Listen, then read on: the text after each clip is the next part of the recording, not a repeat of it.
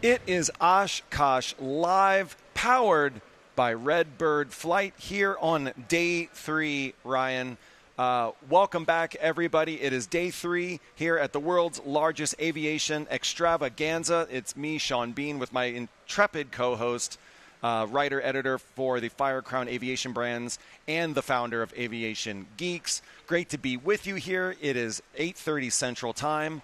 Looking at the weather, it is overcast. Got a little weather coming in. You may not know, but our esteemed producer, Kaylee Nix, studied meteorology and was sharing a very nuanced, informed information about what was happening with the weather. I got a 920 on my SAT, so what I heard was rain, sky gray, waterfall. What I heard was sloshkosh. Well, we haven't hit sloshkosh proportions yet, but anyway, temperature is great. It's about 70 degrees. The Redbird booth here is just starting to open up. Knapp Street starting to get populated. So excited for another awesome day. Yeah. And great to be with you, Ryan. Yeah, great day. Great to be with you too, Shawn. And, sorry it's raining on your last day here. Well, we were talking about you behind your back last night with some of your colleagues. Well, it goes both ways. Okay. Well, it was actually a great story from one of our colleagues on the sales team. And I don't know exactly what the location was, but the brands were out at a booth or a presentation or exhibit with all the brands listed out. And this gentleman, older curmudgeonly gentleman, came up. You know where this is going? I know where this is going now. And came up to her and started talking about the brands and some of the news and some of the reporting. Very much a commercial aviation enthusiast. And so she said, rightly so, hey, stick around. You should talk to Ryan Ewing. He's the editor of Aviation Geeks, and he goes, I hate Ryan Ewing, and then goes into a diatribe about all the reporting that has clearly made him angry. But in any case, if you're watching, sir, this is the man right here. Come on, find me. We'd love to chat. Anyway, we had a pretty good friendly guy, right? It was absolutely no reflection on you. It was just funny that this idea of whoever you were was this nefarious villain. Our salesperson you were talking about tells me that story every year. Okay. Well, now we just shared it with hopefully a few thousand people. That's great because it was a good one. So, but did you actually have something in turn? You said you actually had some gossip on me. Is that true? Not that I think we can share on air. Oh, okay. So let's get back to the action here. EAA produced this really awesome program for the show, and it actually is this really great section all by the numbers stuff about some of the, kind of monumental numbers related to the show, and I just thought a few of them were pretty awesome. 1,459 portable toilets. But who's counting? Clearly somebody is. Yeah. Which is actually funny. I'm using one of them out here for hair and makeup. I actually get Redbird to put some more money behind my dressing up. Stay here a couple more days. You might be able to use all 15,000 of them. Yeah. But a lot of really interesting stuff here. They're going to have 11,000 plus kids, youth visitors to Kid Venture, 861 exhibitors. There's actually 24.7 million people reached on the EAA social channels for this event. We got 30 tons of recyclables that'll get moved through here. And the other one, too, again, 4,429 rolls of toilet paper will be used here. And it's actually the equivalent in miles to the distance from Oshkosh to Orlando, which is my trip home. So that's perfect for you. Follow the paper trail, and you'll follow Shawn Bean on his road home to Orlando from Oshkosh, the most awesomest air event in the world. Again, we've got a great day of guests stopping by here at the Redbird booth. And so I believe we actually have an esteemed colleague with us here next to us, and we're going to talk a little bit about a very incredible, very awesome air show.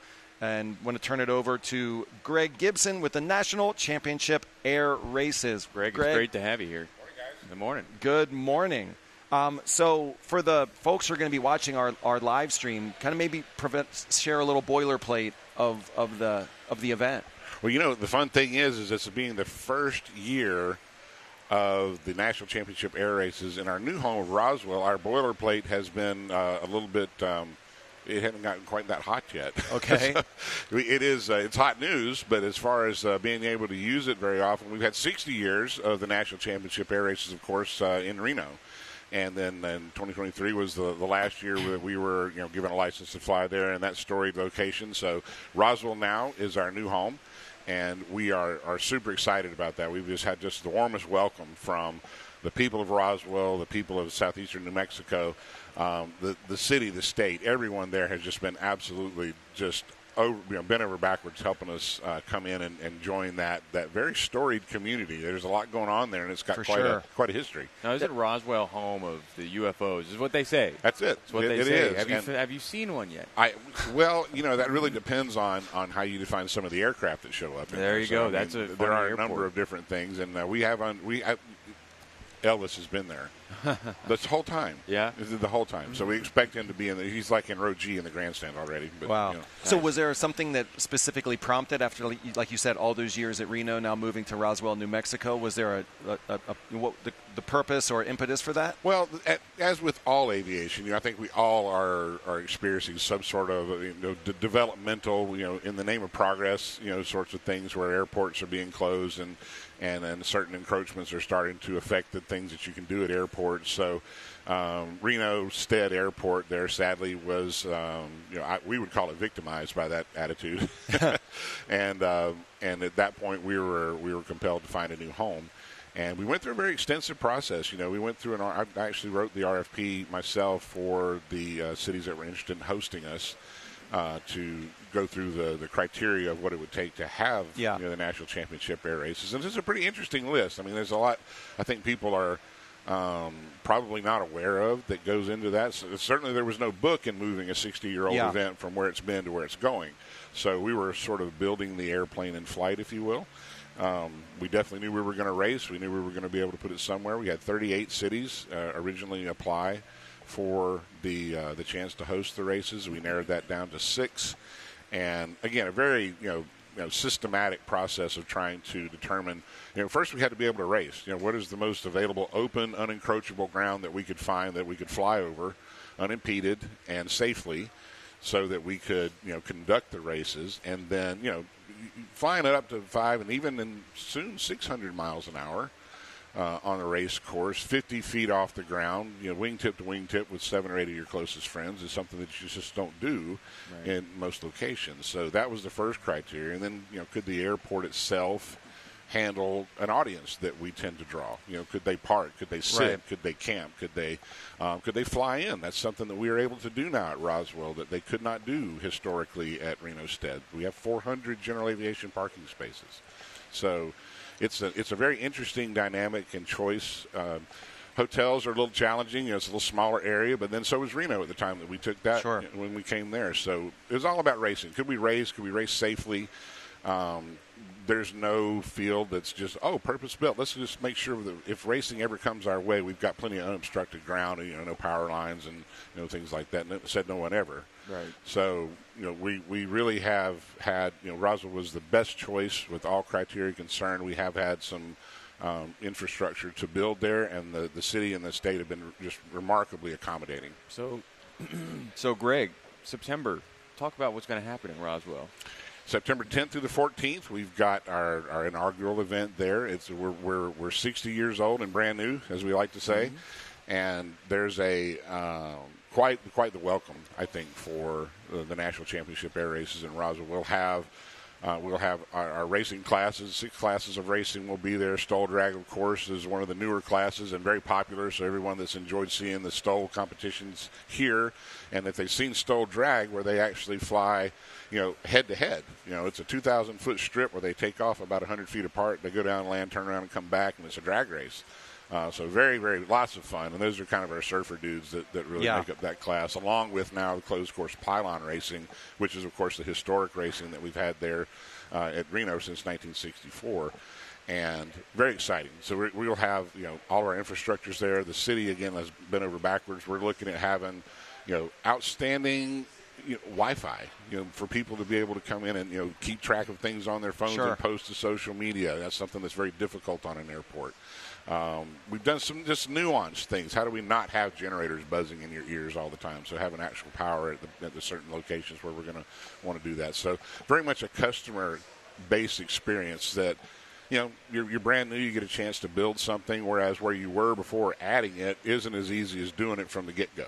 Yeah. So really trying to pay attention to that infrastructure and that customer experience is something we're very focused on. What can spectators expect to see?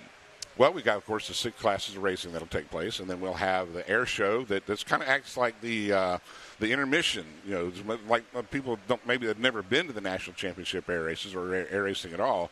You have your heats. It's a lot like a NASCAR or NHRA type of format where they have heats and classes, but of course you have to reconfigure between those. And so in that downtime, there's an air show. So we'll have Jim Pites is performing in his Bonanza. We're going to have Philip Steinbach and the Gamebird out there performing. We'll have any number of military displays. And of course, on the ground, we have a huge military display. We have 82 acres of display area. So it's a massive field. It's roughly about 30% larger than we had at Reno. And, huge exhibition area, lots of big midway. There's almost nothing you couldn't purchase of an aviation flavor, kind of like here. There's just about anything you can imagine on the midway. And then great food, lots of experiences. I heard, you guys were mentioning student activities. Yeah. We have a STEM Discovery Zone that will host 6,000 to 7,000 students during the week. So it's an amazing community outreach. It's something that we're really proud of, and it's something it's part and parcel to the races. Yeah. So as someone who's a point person for this, incredible, very, very intense event, are you a daredevil? Are you someone who I wouldn't want to ride in a car with? Like, how does one find himself in your role? I think what you have to do is it's all about being in the right place at the right time. I've been very blessed in this industry to have worked in a number of different areas. So I've worked for air show teams. I was with the legendary Greg Poe. I was his team coordinator for about 5 years, and I've worked with the Titan Aerobatic team, formerly Aeroshell, for about 20 years. And I was the air show director and the chief marketing officer for Sun and Fun for about 8 years. Wow, okay. Wow, all right. So you know a lot of people. And then about 4 years ago, when I decided I would just kind of go back into free agency, and Fred Telling, who's the CEO of the National Championship Air Races, Reno Air Racing Association, at that point, they were kind of in need of a pitch man, I guess. Yeah. And, we were coming back from COVID, and a lot of things were building at that point, so I was very fortunate to have that connection, and here I am. That's great. Excellent. So Oshkosh, here we are. For you, what does this event mean? Obviously, I'm sure networking, spreading the word about the move to Roswell. Anything you're particularly excited about, or you've already seen that has made an impression on you? Oshkosh is the greatest aviation adventure that someone can have. This is my 20th year of coming to this event. And, I can recall just looking at how it's evolved, even in the time I've been here. Obviously, I'm not even half of the time that it's actually been here. But it's a gathering of people that love aviation. And we always kind of talked about it, especially when I was at Sun and Fun. We talked about the idea that you had to do all three. You had to do Sun and Fun. You had to do Oshkosh. You absolutely had to do Oshkosh. But if you hadn't seen the National Championship air races, it's a whole different vibe with all your friends. So it was kind of like this Brigadoon out there in the mist, especially people on the eastern half of the country that had never crossed the Mississippi River to go to an aviation event. You had to kind of make a journey, to get there. But it's amazing now how many people I see walking around with Reno Air Racing, National Championship Air Racing shirts. I see a lot of our friends from Pylon Racing School. We just saw them. I saw them at the Swamp last night in the Warbird campground. Lots of people that are here and experience it. Several have actually experienced the Roswell Race Course now. So the word is being spread. We're getting a lot of excitement about what it's going to be, and things are starting to really, really take shape as far as what the aviation community's expectation is going to be like. Yeah, yeah. I love it. I don't know if everybody can hear it, but the vibration is there. I know. Your chest cavity for the Titan guys, right? So for those who will be attending or considering attending, like if you could pick a 3 to 5 second moment from the National Championship air races that is just like the wow moment, almost like main event, viral moment, like what do you think is the coolest thing that spectators will see? It's got to be the culmination of the gold races, when they actually on Sunday, when they all the week's work and everyone that's actually finally ground it down to the final, the final race, that's going to determine who's carrying home the trophies, I think. If you ever get a chance to go out to the pylons and actually feeling the thunder there we go. of jets, reciprocating engines coming around the corner. You can feel it in your chest cavity. It vibrates your very soul when they're coming around the corners. And then, of course, watching the coming across the finish line there at home pylon. Something really neat about this course versus the last 60 years is that what we call the Valley of Speed used to be on the backside of the course. There was a little bit of a terrain change from high to low, and they had about 150-foot elevation change, so that was the Valley of Speed where the racers could kind of come downhill. And Roswell's a lot flatter. There's not much. It's probably like a 20-foot elevation change for the whole course. So now the Valley of Speed is actually right in front of the crowd. The longest straightaway is right in front of the crowd, so they'll have the highest speeds coming across the finish line. Incredible. So it's going to be really, really fantastic. So cool. So for anyone looking, a website, or where's the best place to find more information about the National Championship Air Races? Well, airrace.org, just like it sounds, airrace.org is the best place to find it. We do have a number of, as I mentioned, everybody knows, we're not hiding from the idea that we have a hotel problem. There's a lot of people that want to come, and not a lot of places to put them. But we just have put together with American Dream Vacations RV rentals that you can actually just all packaged up, linens ready to go, parked on site. You show up, they hand you the keys, and you've got an RV right there on the grounds. So we do have a neat proposition there. Some hotels around the area, within about 60 to 90 mile radius around the area have got some great availability still. Yeah. So there's a lot of availability for people to still be able to come. Our ticket sales are great. We actually are having a very normal ticket sale year, which is incredible, and we're looking forward to seeing how this first year shakes out and then building on it from there. Yeah. Well, Ryan is camping here, so you're already prepared to make the trip to Roswell, are you not? Well, we find our way down. There you go. Probably only a couple hours down from here to Roswell. There's a big difference in the way people on the east side of the country think about driving somewhere versus the west coast, right? Oh, yeah. You live out west. It's like, hey, it's 3 hours to Albuquerque. You want to go have lunch? Yeah, right. They're like, sure. Around here, it's like, it's going to take us about 20 minutes to get across the field. Like, oh, no way. That's too far, right? Yeah. Very cool. Very special thanks to Greg Gibson with the National Championship Air Races for stopping by. Airrace.org is where to go to learn more about this incredible event. Congratulations. Wishing you many, many years in Roswell, New Mexico with this big move. Thank you, Greg. We continue here at Oshkosh Live, powered by Redbird Flights. Speaking of Redbird, they've been sharing a lot of stories over the past few days. Here's one more Redbird story for you. Take it away. There's a lot. I wanted to be a pilot, but I always wanted to be a pilot, but I love aviation. I would love to fly. Me too. I just picked up the phone and started walking forward, right? One step at a time, sometimes a couple steps back, but you keep moving forward.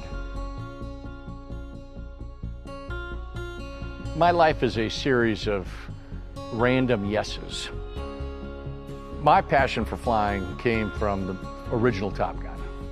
And so that movie came out my senior year in high school, and my best friend and I told all of our friends that we were going to be fighter pilots.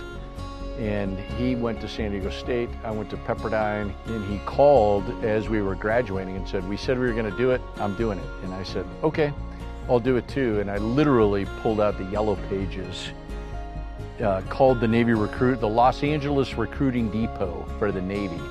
And I got accepted. And 2 weeks before I left for the Navy, I went to Santa Monica Airport.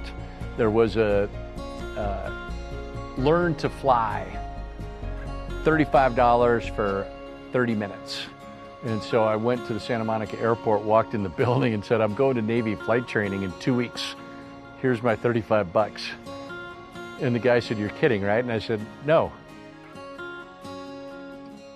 We were at a cocktail party and I'm learning to fly the F-18, and there was a PXO, so a guy that was going to be the prospective executive officer of a squadron in Japan. I didn't even know the Navy had squadrons in Japan. Then we're having a beer, and I said, oh, where are you headed? And he said, oh, I'm going to VFA 192 in Japan. And I said, oh, that sounds cool. And he said, do you want to go? And I said, yeah, let me check with my wife. And so then we ended up going to Japan, and Japan is incredibly carrier aviation focused. You spend a lot of time on the ship. So my carrier skills got very, very good. I became an LSO teaching the Marines how to land on the ship in San Diego, which is where I was from. So I got to fly fighters at home. It was great. And then got picked up for the Blues, and it just kept going. We moved to Colorado Springs. I got hired by United and assumed that all of the fighter jet flying was behind me. It was incredible. I was in my mid-40s, and then got asked if I was interested in joining the Patriot jet team, former Thunderbirds, former Blue Angels, and which led to Maverick and flying as a stunt pilot in that, which led to Mission Impossible 8. So a series of fortunate events. Aviation's done everything for me. I mean, the interesting thing, and I talk about saying yes, I was never afraid to walk through the doors of opportunity. I know dozens of incredibly qualified fighter pilots who didn't want to apply to the Blue Angels because they were afraid they wouldn't be picked. That never entered my mind. I just knew that I wanted to go all in and walk through that opportunity. There may be success on the other side. There may be failure on the other side, but I don't know until I walk through that door. And that's been true my whole life. Walking through one door opens up 2 other doors on the other side, which opens up 4 other doors, which opens up 8 other doors, and it just multiplies. Talk about Top Gun and how it impacted me full circle as an adult. 18 years old, the movie comes out. I see the movie, it looks great. Everybody remembers the opening scene, the steam out of the catapults, the F-18s, and I just thought that looks awesome. And pursued it and continued to pursue it. And I had a lot of good things go my way, but I also walked through a lot of those doors of opportunity. Now, 33 years later, I get a call to train the actors and actresses. And I thought that would be incredible, just to meet them and have some involvement in the sequel. Followed by 6 months later being asked to fly in it as a stunt pilot is still, I have to pinch myself. I mean, it's near unreal if it wasn't real. And so my Blue Angel training, my air show training, my combat training allowed me and prepared me for the role in Top Gun Maverick. But all of that training was inspired by Top Gun. It's full circle.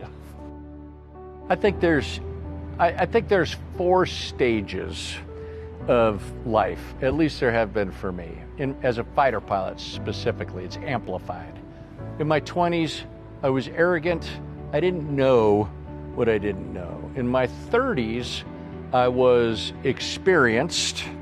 In my 40s, my kids are older, they're junior high, high school, my wife is at home, I've been gone a lot, and I have tremendous experience and leadership that I'm beginning to pass down. And now that I'm in my 50s, I recognize that our family has been very fortunate.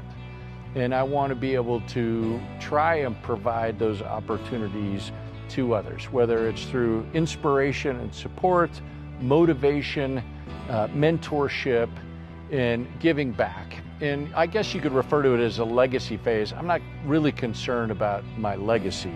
What I am concerned about is when I do pass, that somebody will say, I got to be in the Navy, fly airplanes, be a Blue Angel, fly with United, because I talked to Scott and it changed my life.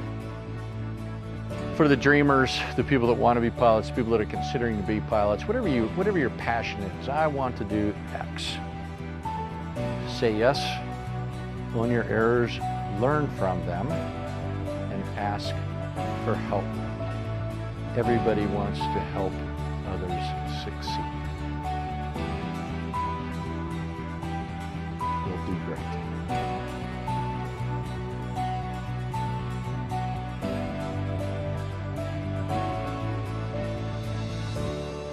Let's keep rocking and rolling.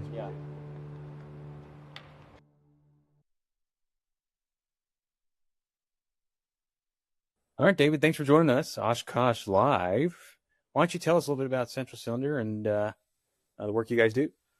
Well, we're a certified repair station out of Omaha, Nebraska. Family business. My dad actually got the repair station started in 1973, and we've been in the same location here just off of Eppley Airport since 1983. So we've been around a minute. And, we started off with cylinders, obviously, since the name, but then we kept adding capabilities. And, we're a full service machine shop as well as a accessory shop and engine overhaul shop. And we've got 3 generations of Zarneckis down here now. So we're pretty proud of that.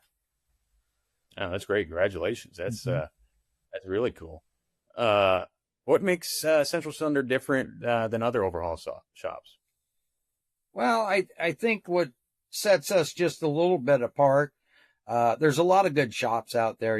This is a small community, general aviation, most all the shops, especially in this Midwest, Great Plains region, we know each other. We help each other out. We do business back and forth. But what makes us a little unique, I guess, is our capabilities list. There's several crankcase shops in the country, and there's lots of engine shops, but we are certified to weld and repair, overhaul crankcases, weld, repair cylinders. We can regrind cams, tappets, all the NDT work. We do mags, we do carburetors, we do fuel pumps. We don't farm anything out unless we need a crankshaft nitrided. So in other words, if you're an FBO and you're doing your own overhaul, I can do all your machine work, do your accessories, get you set up so you can do your field overhaul. And when it comes to this day and age with all the backlogs on getting parts and machine work, you bring me your engine. I don't have to wait 6 to 8 months to get a crankcase back or to get a cam ground. We do it in live real time. We tear down your engine. We rebuild your crankcase. If the cam needs to be reground or if we replace it, we can do it all in house. So we're not waiting on other people. We're not waiting on shipping. And we also have all the quality control here. And on a consumer end, the customer, when they call here, the buck stops here, because I can't blame so-and-so did the crankcase call him, or, well, we didn't do the mag call them. The buck stops here. So when we do the engine, we have a lot of control over it. We also have a lot better opportunity to service our customers if there is a problem after the job's done. So I think that's what makes us a little more unique than, some of the other overhaul shops. Got it. What do you consider your biggest asset in business today? My biggest asset in business today is absolutely my employees. I've got a good crew. We've got a gentleman here that's been with our family working full time since 1986 at our facility. My brother, Dan, we're co-partners in this. We're owners, and he's been here full time since 1984. My dad still comes in and checks on the guys and mentors the young guys. He's 81 years old and still loves the business. All of my people have been here quite some time, and they're all mechanical people. Their hobbies are airboats or race cars, or, we're all gearheads down here. And I think that just really, I don't have a high employee turnaround. So it's a family atmosphere. When something comes in the back door, by the time it leaves the front door, the same group of guys that are here all the time have handled that from cradle to the grave. And I think that's my biggest asset, along with our capabilities, being able to do whatever we need done in-house in real time. Like I said, that's really a big asset for, especially the past few years where a lot of cylinders, we haven't been able to get new cylinders. We like to do new cylinders on an overhaul, obviously. But if you can't get them, we can rebuild your cylinders here in real time and get that engine turned around quick. So that's a big asset. Yeah. So how does the future of piston powered general aviation look to you? Well, as an airport kid that grew up in this, and hanging around all the FBOs growing up and doing inspections with my dad and being a pilot for years myself. it's always been the doom and gloom in this industry. You've always heard piston engines are dead. The fuel's going to be gone. They're going to regulate us out of it. And I don't see that at all. GA's going. The flight schools can't keep up. They can't keep enough airplanes and enough engines in the sky. The private owners, especially the guys with RVs and all this new fun stuff, and the Cirrus owners, they're keeping it alive. The old airplanes are getting restored.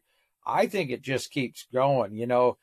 20 years ago, I was kind of staring at that going, well, how's this going to be? And now I'm excited to have, the third generation of my family involved. And I've got some young, talented mechanics here that are involved. I think it's strong. I think it's got a bright future. I really do. I'm excited about it. Cool. Well, that's great. What else you want to talk, kind of talk about Central Cylinder and work you all do, and how can people find you? Well, it's a rarity for us to advertise. We just don't do a lot of it. But, what's happened in the past 10 years, 5 years or so, we've gotten so overwhelmed with outside work. In other words, pallets of crankcases coming, piles of connecting rods. So we've kind of retuned the business a little bit over the past few years to where we're still doing that work, but we're kind of controlling the gate, we're doing that by appointment, and concentrating more on our overhauls, prop strikes, IRANs, complete engines to speed up our turn time. And that's been pretty exciting for us, and we're really getting to where we can get an engine in and out quick, despite some of the hurdles. And that's been a good thing. And, we've been fine tuning our equipment over the years. When you've been in business this long, you've got 3 of everything already, but we just had a nice, state of the art, magnetic particle machine built for us, custom ordered a few years ago, that should carry us for a long time, and things like that. We're always upgrading our equipment.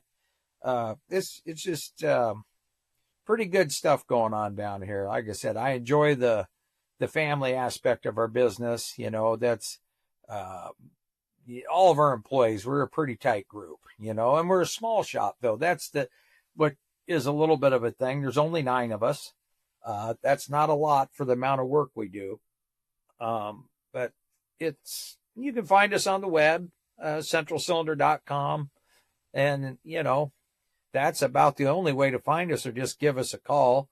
And we can handle about anything from a small repair to, complete engines and, all the accessories. We're the only company left in the world doing Simmons fuel injection, which for the old Queen Airs and Aero Commanders, not a lot of those out there, but we're still doing them. We have the rights to that, and a few unique things like that. Yeah. It's great. Well, Dave, thanks for talking with us, and we were glad to have you here. Yeah, I appreciate it. You guys have a good one. We are back with Oshkosh Live, powered by Redbird Flight. Want to give a shout out to Ryan. Great produced segment there. Thanks for putting that together, sharing that center cylinder story. I am super excited and honored. We all are here to have our next guest. An incredible story and an incredible initiative. Please welcome Jamil Larkins with Aviation Start. Jamil, welcome to Oshkosh Live. And Shawn and Ryan, thank you so much for having me today on this. Oh, we're so excited to have you. Rainy start to day 3 of Oshkosh. Yeah, indeed. Well, we call it here Sloshkosh. Yeah. So I was doing a little digging of dirt about you, getting ready for this segment. And correct me if I'm wrong, but I understand this all started with you playing a video game. Yes. Is that correct? I was a self-proclaimed aviation nerd. I played Microsoft Flight Simulator for hours. Too, growing up, man. hours. Remember the old 747 thing? The graphics were terrible. They're absolutely horrible compared to what they are today. Yeah. Completely. The kids today are so spoiled with the new graphics. But whether it's flight training or Microsoft Flight Simulator, they're definitely spoiled today compared to the past. So you're playing Microsoft Flight Simulator, and then it's the seed is starting to be planted. Yeah, so I was doing that for about 2 years, and then I finally got the courage to write on an aviation chat room for some odd reason and asked if anybody had any advice for a 12-year-old kid that wanted to become an airline pilot. Delta Airlines captain wrote me back and told me about the Young Eagles program. I took my first flight, and I was hooked. That's amazing. So many fun facts and interesting, impressive, awesome facts about you. Jamil made history as one of the youngest American pilots to solo a Cessna 172 at just 14. Wow. Yeah, so at 12, you're on chat. You're on a message board, getting in contact and with then 2 years later, it's I'm incredible, up in Canada, man. soloing the Cessna 172 at 14. That's incredible. Yeah. So looking at your merch, we're here to talk about Aviation Start. Want to give you a chance to talk about this amazing platform. Tell us a little bit about that initiative, that project. So I've been traveling around with the FAA as their ambassador for aviation education since 2005. We've gone to over 1,000 schools all across the country, trying to get more people involved inside the aviation industry. We get a lot of interest. The problem is there's still some big barriers to entry into aviation, one of them being cost.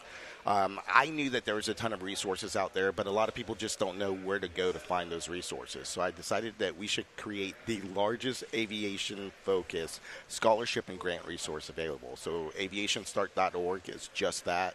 We have over $20 million worth of scholarships from all sorts of different organizations. One cool thing that a lot of people don't realize is that most air shows across the country have a scholarship fund. So the money that they make at the gate when they have people come in, a lot of that goes to actual aviation workforce development. So out of the 300-plus air shows across the country, I'd say over 100-plus of them, plus all of the major aviation organizations, whether you're talking about AOPA, EAA, the Commemorative Air Force, a lot of organizations give money, and we now have one place that you can go search for all of the opportunities that are out there and find one that fits you. So how long has Aviation Start been around? About 3 months, actually. Oh, yeah? We just announced it at Sun and Fun. And so far, we've had over 4,000 people register. It's completely free to be able to get access to the database. You just have to register online to get it, and then you can find these resources that are available. But in 3 months, more than 4,000 people.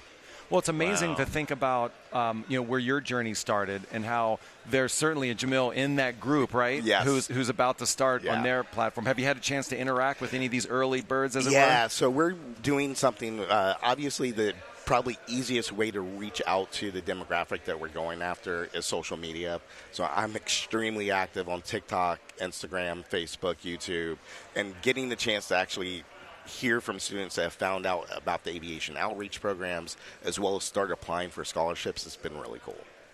Has there been any, what are the biggest challenges on starting something of this size and scope? I mean, you're talking about $20 million in grants. My wife works in that world. It ain't easy to write grants and get that level of money. Was it just right partners, right time? Tell us a little bit about that part of the story. So the good thing is I've been in aviation outreach since I was 16. I was named the national spokesman for EA's Young Eagles program right here at Oshkosh at 16 years old a few years ago. And so I've had the opportunity to meet a lot of the players inside of the industry. So when I went to them and said, we need an easier way for people that want to enter the industry to find the resources or programs available to get their start in aviation, a lot of them came immediately willing to help and get this program off the ground. So it was kind of easy from that standpoint to get people on board to participate and give us the resources as well as all of the scholarship information and things available to make it an accurate database. I don't know if you guys know, just about a month ago, CAE released a report that said some really astonishing figures, like 83% of all the mechanics that are working today are scheduled to retire within a decade. 83%. That's huge. And we do not have the pipeline to replace all of those people currently scheduled to get back into the aviation industry. So our industry, our community, has a really big job of not only getting mechanics, but then also 50% of all the pilots that are going to be inside of the cockpit within the next decade are going to be new. So if we want to transfer that institutional knowledge that is existing inside of this community right now, we need to do a better job of getting more people into the pipeline to fulfill those positions. Well, I can see this timeline working out for Aviation Start as this need is increasing, and your program will then, 10 years from now, we'll look back and say Aviation Start was a part of solving that. And such a great point. We were talking to someone yesterday about, you think of aviation industry as being focused on like pilots, certainly, but it's a large, there's a large community of jobs and careers people can have beyond just, being a pilot. I mean, you look at it, the major employers like Signature Aviation on the FBO side, you look at the FAA for air traffic controllers, you look at all the major airlines, but even outside of the 121 world, we need even more people inside of the business aviation side. So you think there's over 11,000 member companies that actually operate corporate aircraft, and who's going to be able to fly those airplanes in the near future if we don't get more pilots or air traffic controllers, mechanics, and airport operations? Yeah. Well, Jamil, we're at Oshkosh. I would imagine that this is a place that whether or not you were discovering it at 12 years old and thinking about going to eventually, obviously, being here, and not just that, but being an ambassador in such an incredible way. Any particular moments or memories about coming here that stand out to you? So this year, I used to fly air shows when I was a little bit younger. I flew Christian Eagle 2 on the air show circuit for about 5 years. Thanks to Bose, I had a wonderful opportunity to be able to go rekindle that aerobatic experience with Michael Goulian earlier at the very beginning of the show. Really cool experience, and I'm excited to be able to share that online here shortly. Awesome. So where's the best place for kids, parents, everybody to find the Aviation Start story? So I'm actually stationed at Bose throughout the week here at AirVenture. So if anybody has any questions about aviation scholarship opportunities, please feel free to come find me at the Bose tent this week. And the website is aviationstart.org, correct? Aviationstart.org, and you can find over $20 million worth of scholarship opportunities to be able to make your dreams in aviation become a reality. Jamil Larkins with Aviation Start. Incredible story. Thank you so much for sharing and being with us on Oshkosh Live. Have a great show, and wishing you continued success, sir. Thank you guys for having me. Thank you very much. Thanks. That was Jamil Larkins with Aviation Start. Awesome story for young kids like you who are, probably trying to find your community, right? I remember the old days of the message boards and Flight Simulator. And yeah. You want to try Flight Simulator again, Sean? Yeah, of course. There was one right there. I don't know if you remember, but I went down in the Hudson about 17 times when we tried it last year. I did. I think you actually went off the end of a aircraft carrier. Multiple times. Yeah. Multiple times. Yeah. So here we are. Day 3 continues. We're headed toward wrapping up our first hour. Ryan, as I look out here, overcast, rain in and out, but it doesn't seem to be slowing anything down. No, still going strong, even despite the slosh at Oshkosh. That's right. Oshkosh. So we're actually blessed enough to have a colleague at the anchor desk with us, Ryan. Yeah, if you look to your right, I don't know if you recognize that fella. Yeah, I don't. Not at all. A very familiar name. We have Keller Lassiter from Flying Finance joining us today. Hey, everybody. Thanks so much. I'm really excited to be here. A little rainy today, but overall, good times, and we look forward to the fun that's going to be coming this week. So, and don't forget the gentleman. And, of course, we have David Copeland. Thank you for joining us, sir. Good to see you. It's my privilege. So why are we here, gentlemen?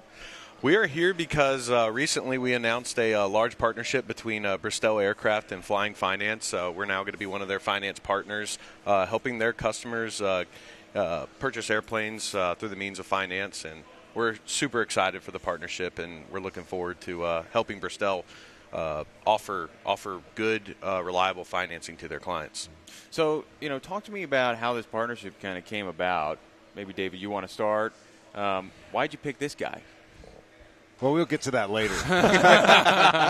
Some of that we can't talk on air about, but no. The whole Fire Crown organization, as well as Flying Finance, has always been at the top of our list as far as, our clients and customers and future prospect leads. All need that. So whether it's taxes and the changes that are going on there, or whether it's financing, or whether it's insurance, we're always looking for that partner. And it just made a lot of sense to go with Flying. They have so much talent, so many resources, plus the visibility that they have across. And who doesn't like flying? I was telling them my story I tell every year is the license tag on my truck says Flying. So, I'm that passionate guy that really believes that we want to help and exceed the expectations of every customer. And that we have to trust people like Flying in your organization to do that. And that's why I picked flying finance, not necessarily Keller. I'm kidding. No, he's a great guy. I'll take it any way I can get it, so I appreciate it. No, we're great friends and a great organization he's assembled, and the whole organization as well as you. And I want to say thank you for allowing me to come on today, because we want to spread the news not only about Oshkosh and the legacies that we've created here in the legend, but also what you all are doing for us. And this show right here, I'm plugging you all now, right?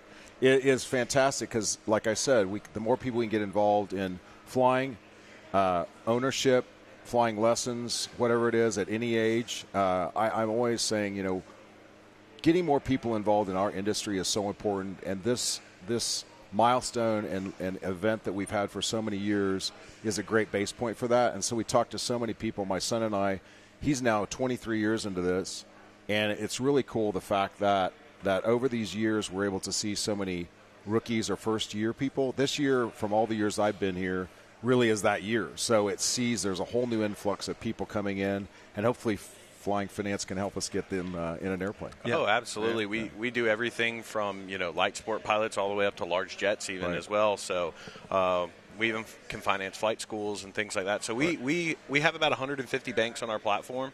So we're able to place these loans, even if they're unique financial situations or things like that. We usually have a home for these loans to go to. Keller, they say there's two sides to every story. David had his chance to speak, and as journalists, we're here to fact check. We're here to fact check. We would like a statement. Oh no! No interruptions from Careful, David. I know where he lives. But Keller, it's your turn at the mic. Why don't you tell us about your side of the story and how this partnership came together? Yeah, absolutely. So David and I, we've been friends for a few years now. So we were able to connect recently again with his move over to Bristol, and we're really excited to have him there because, like I said, we've had that professional relationship. David's known the Firecrown team for quite some time, so we were able to just kind of bond back together and reignite some of our plans that we had previously talked about, and we're again I can't say how excited we are to support such a great aircraft.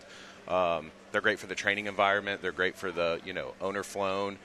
Even small business owners. So it's just a fantastic opportunity for us, for Bristol, for everybody, all the clients as well. Keller, I mean, you've been with Flying Finance, since the beginning or close to it, right? Yeah, so I actually came over through the acquisition when Flying Finance was Sky Allies Capital. We were bought, Craig Fuller acquired us back in 23, actually at Oshkosh. Is when we made the announcement. So I've been here through it all. Well, I got to say, we all at the same company at Firecrown, and I'm copied on the emails that give a lot of shout-outs to Keller and Flying Finance for all the cool things that you're doing and achievements, and it really has been a short amount of time. The story that you have put together, even to this point, we're here together talking about Bristol and with David Copeland. Yep. What a I mean, does it feel, I don't want to say meteoric, I don't want to do too much hyperbolic language, but how does it feel to you? It's fantastic.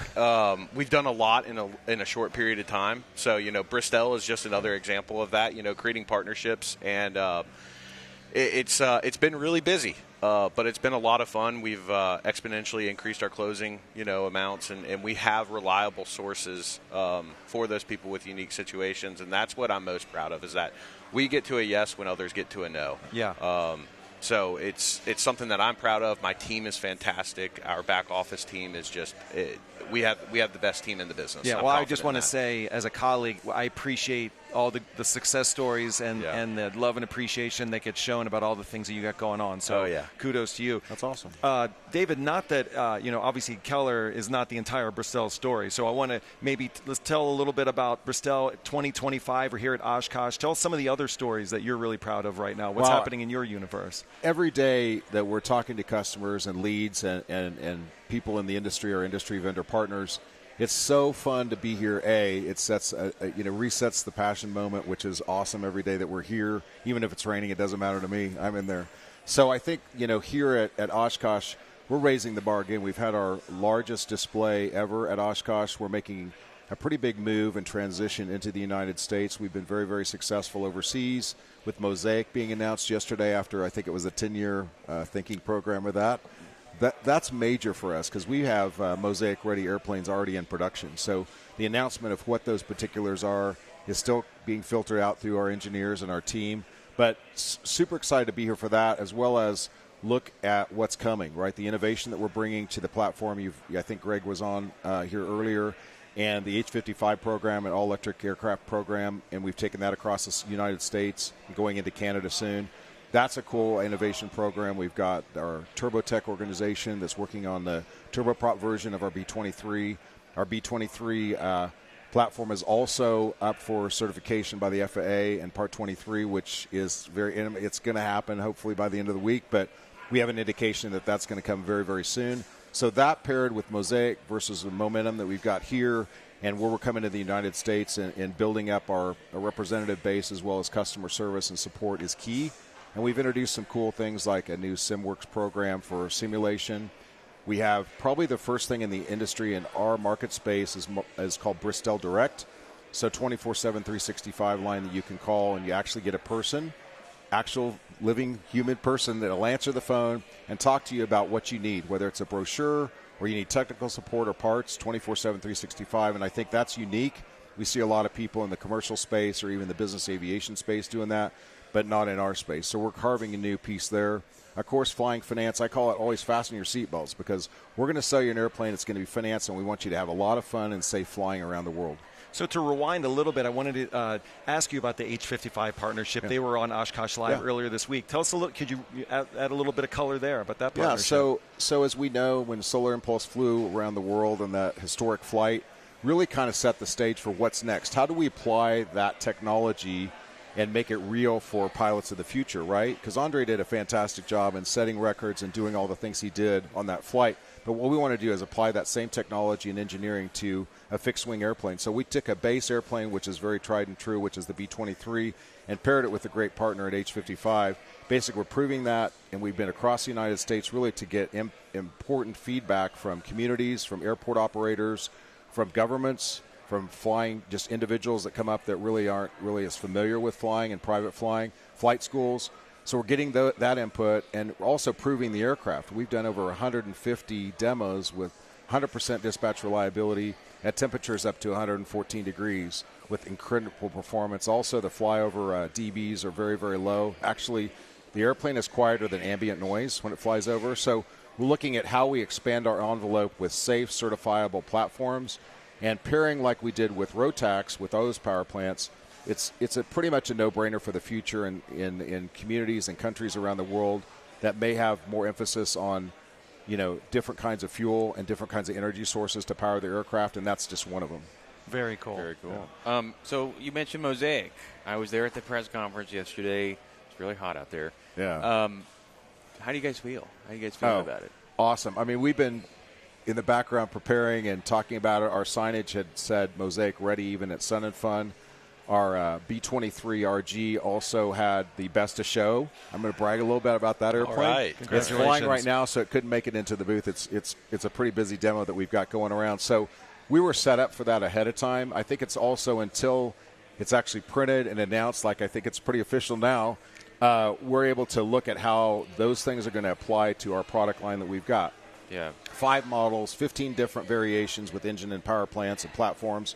So as we take, as the rule reads, as I understand it last evening, is the light sport will go away, Mosaic will take its place, and then we enter a whole other group of people that can fly our aircraft and get them financed, of course, and flying and reading your publications and really getting excited about this. And I think it's the FAA's move, as well as the OEMs will pair with that and really expand this. So I can't wait to see what happens next year at this place because we're going to have those Mosaic airplanes will be flying very, very soon. So we're prepared with airplanes that are already in production, actually. Yeah. Shawn said he'd actually read the 724-page final rule that the FAA put out yesterday. Yeah, and my summation is good. Yeah.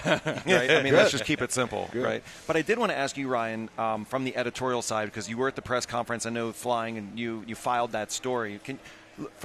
Speaking from the broad audience, not to put you in the feet of hundreds of thousands of the shoes of hundreds of thousands of people, what's your perspective on what came out of the press conference? I think in addition to what David's saying about it's huge in your space, but I think it's also federal government starting to lay the groundwork for eVTOLs and other sort of platforms like that. So I think there's another angle to this that's more future forward.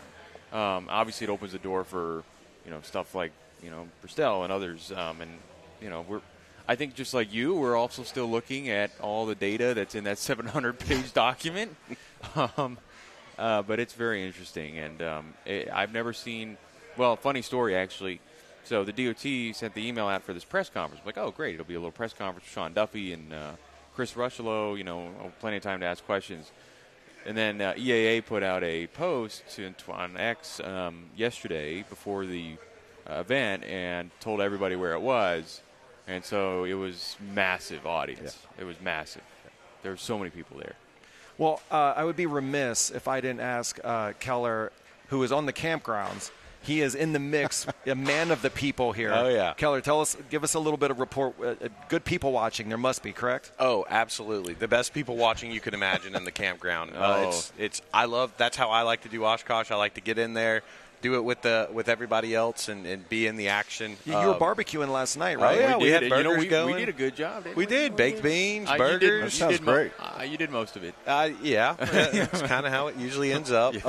But no, it's everybody's super, super excited. All the different OEMs, Bristol, y'all are, it's incredible. It feels like we're kind of making aviation great again, in a way. It's fantastic in that aspect. We're able to get a lot of these people that previously haven't been able to fly or take flight lessons for whatever reason it is. Now they're going to be able to be welcomed into this industry again, and get into the cockpit and fly fantastic airplanes. So we're really excited about it. We're ready for the rush that we're going to have. I'm sure there's going to be a buying rush. So, Bristol, David, it sounds like you guys are prepared. Yep. Inventory's ready. Yep. So same goes with the finance team. Our team is expanded, so we're ready to take on clients as they need us. Well, want to say congratulations to you both on this awesome partnership. Wishing you all the best, and certainly wishing you the best because it's good for both of us too. Right? Absolutely. Keller Lassiter with Flying Finance, David Copeland with Bristol. Thank you so much for taking time with us on Oshkosh Live to share this great news. Again, congratulations and onwards and upwards. Right? Thank you very much. All Appreciate right. it. Thank you very much to Keller. Thanks. Thank you very much to David Copeland. That was a great segment. That's like hyping up our own company. I know. We were doing a little house promotion. Little gratuitous self-promotion. Yes. Which I have no problem with. No, here we are. We're moving into getting close to hour 2 of Oshkosh Live, powered by Redbird Flight. How are you feeling so far today, Feeling pretty Ryan? good. Got the coffee in hand. And I might have heard that it was a late night in the campground. Is that true? There is a rumor going around across our company that that's the case. It is not true. We are very responsible. We get to bed by 10. That's when I went to bed. Yeah. Because I care about this program. Right. Well, we are here again heading into hour 2. We got a lot of great stuff coming up, including Larry Anglisano with Aviation Consumers, going to be with Black Hawk for a very interesting conversation and talk. Again, looking out here, overcast, but temperature's good. We're seeing the Redbird booth popping. Greg Rourke, our buddy over here at Redbird, who handles the STEM education, has already got the kids teed up for a seminar. A lot of buzz, a lot of action happening here, but a lot of great content still to come with myself and Ryan and all of our colleagues here at the Fire Crown Aviation Group. But now we're going to turn it over to our colleague Larry Anglisano with Black Hawk here on Oshkosh Live, powered by Redbird Flight. Thanks.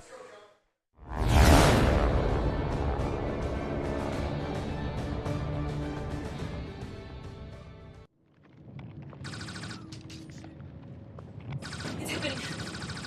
Okay. It's happening. Let's go. It's happening. Let's go. Get the bag. Get the bag. Get. What? Life's better when you're prepared, especially on the flight deck. Find a Redbird near you and fly like you've been there before.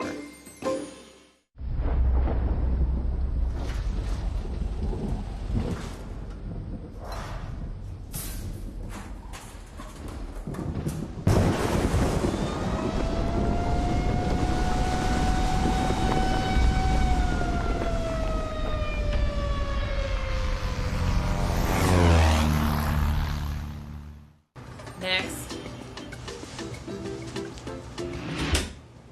So where do you see yourself in 5 years?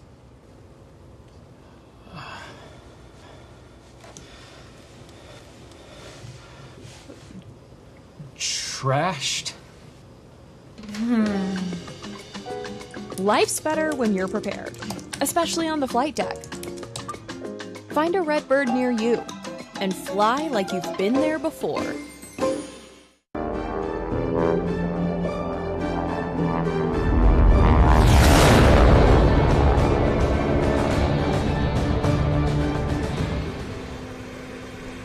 Welcome to another edition of Aviation Consumer Live, part of the Fire Crown Oshkosh Live series here at the Blackhawk Aerospace exhibit with Edwin Black, no relation. Edwin, we got lucky here. It's been a rainy morning at AirVenture, but just before our segment, it cleared up. I'm thrilled to be here, and that's the fun of Oshkosh. You never know what the weather's going to do. So we're fortunate to get a little bit of blue sky here this morning at Oshkosh, and thanks for having me. We're really happy to be here. Glad to do it. And, we're standing in front of a legacy Pilatus PC-12. What a pretty interesting paint job. And over on the other side, there's a legacy TBM 700.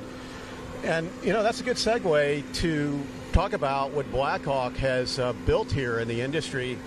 There's a lot of legacy turboprops running around with original engines.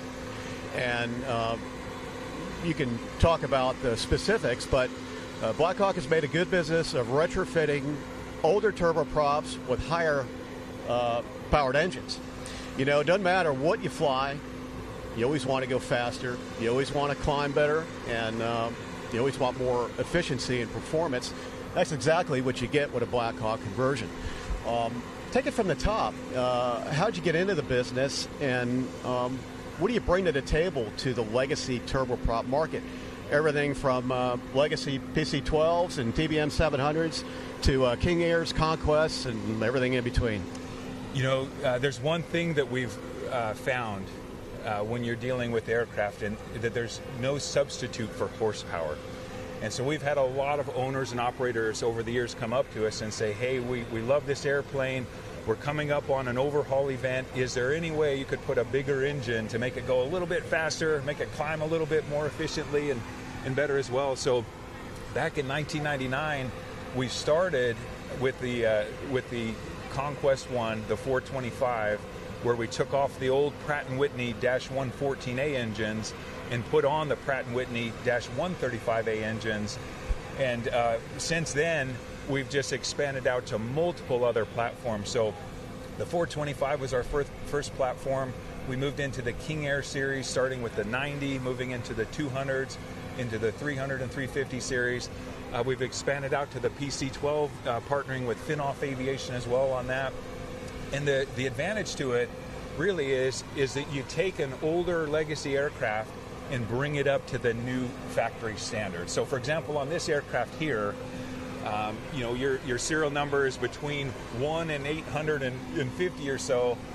You take the old engine off, it's a 67 Bravo engine. You put the 67 Papa engine on, which is the same engine model that they were installing on the PC-12 NG. So you're really leveling up the old legacy airplanes to the next level. And as you know, we were talking earlier, Pilatus today, they're offering the PC-12 Pro, which has an even bigger and more efficient engine on it than this. And so that's one of the niches that Blackhawk does, is we go back to the old legacy airplanes and bring them up to that next level of performance, rather than just overhauling the engine and continuing at those same performance levels that they were originally certified, sometimes 30, 40, and even 50 years ago on some of the King Airs that we do.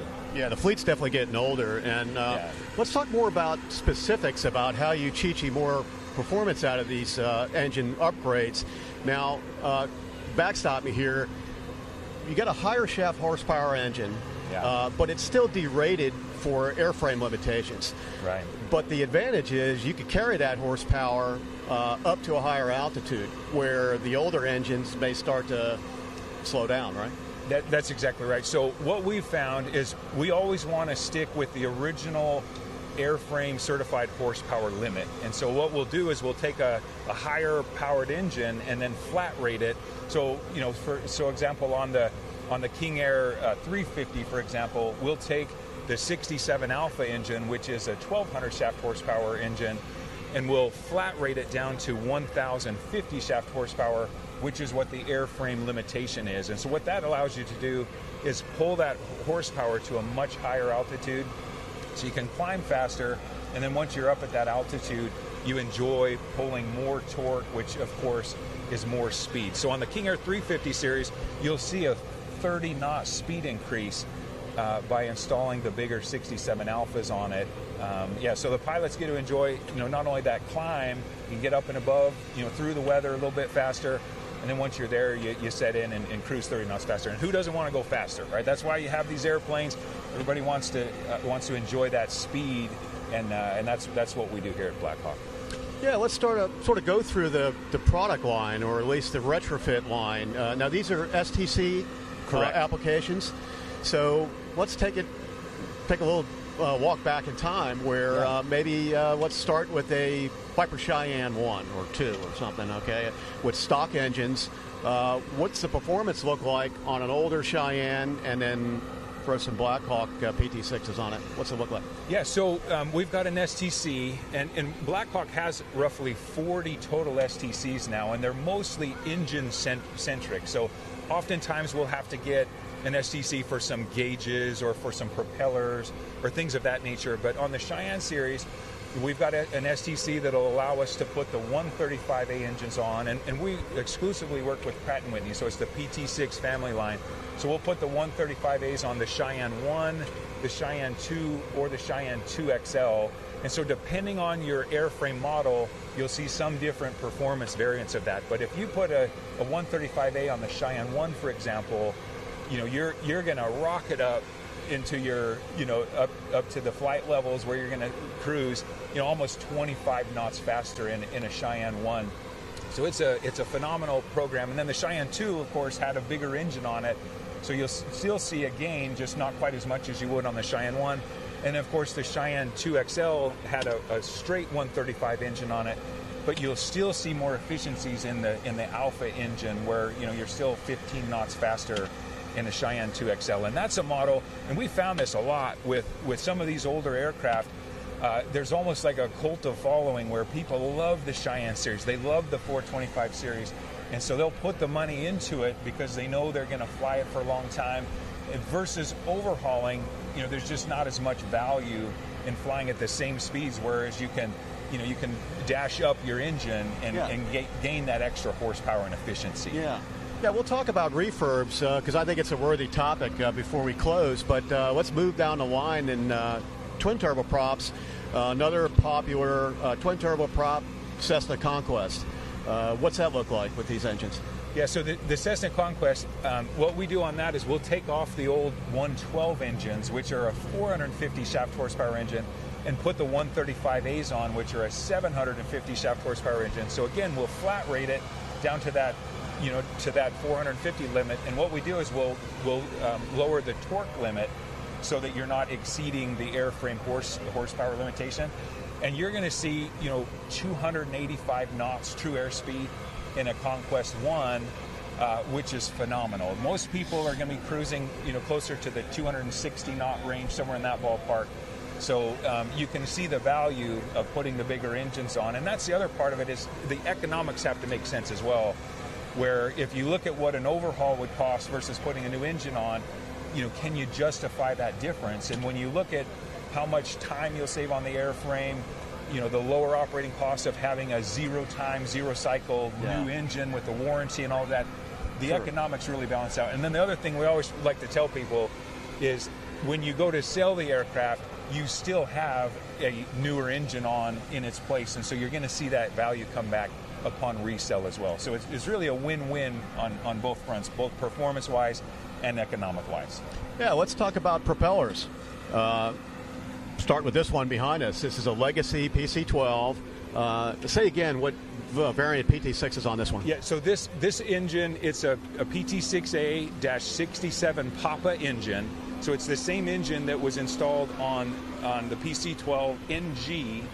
And what we've got here with the propeller is we've worked hand in hand with MT Propeller in Germany to develop a 7-blade propeller option. So the factory model is a Hartzell 4-bladed propeller, And MT also has a 5-bladed option that you can install on this as well. But the value of using a 7-blade propeller is that you can shorten the diameter a little bit, which reduces the noise characteristics. And so a lot of people really like putting the 7-blade propeller on because the cabin gets a lot quieter, which is very comfortable for the passengers. The cockpit's a lot quieter as well. And you'll see a tremendous increase in climb performance as well with this propeller. So, if you're bumping around or climbing through some inclement weather, things of that nature, it's really advantageous to get up and above it as quick as you can, and that's what this 7-blade propeller allows you to do. Well, before we walk away from the PC-12, any version of the PC-12 has got a lot of respect for what it does. Yeah. So this was an early gen PC-12, and now obviously we're in some upgrades, including this propeller and engine upgrade. What performance differences do we have now compared to what it had when it came off the Pilatus line way back in the day? Great, thanks for that. So on the PC-12, it has the original engine is the 67 Bravo, and so we're dashing it up to the 67 Papa. So there's not a tremendous amount of difference between the engines and the performance, but you'll see about a 15, 16 knot speed increase from going from the Bravo model up to the Papa model. So you'll get some performance, and then of course the climb performance is incredibly improved as well. But on this one, it's really about economics as well. So if you're going to overhaul the old 67 Bravo engine, your price points are going to be right in line with what a brand new 67 Papa would be. So to that point, we have a backlog on these engines right now into 2026. So there's tremendous demand where people would much rather prefer to put a brand new, bigger engine on for a comparable price point to what they would overhaul their old 67B for.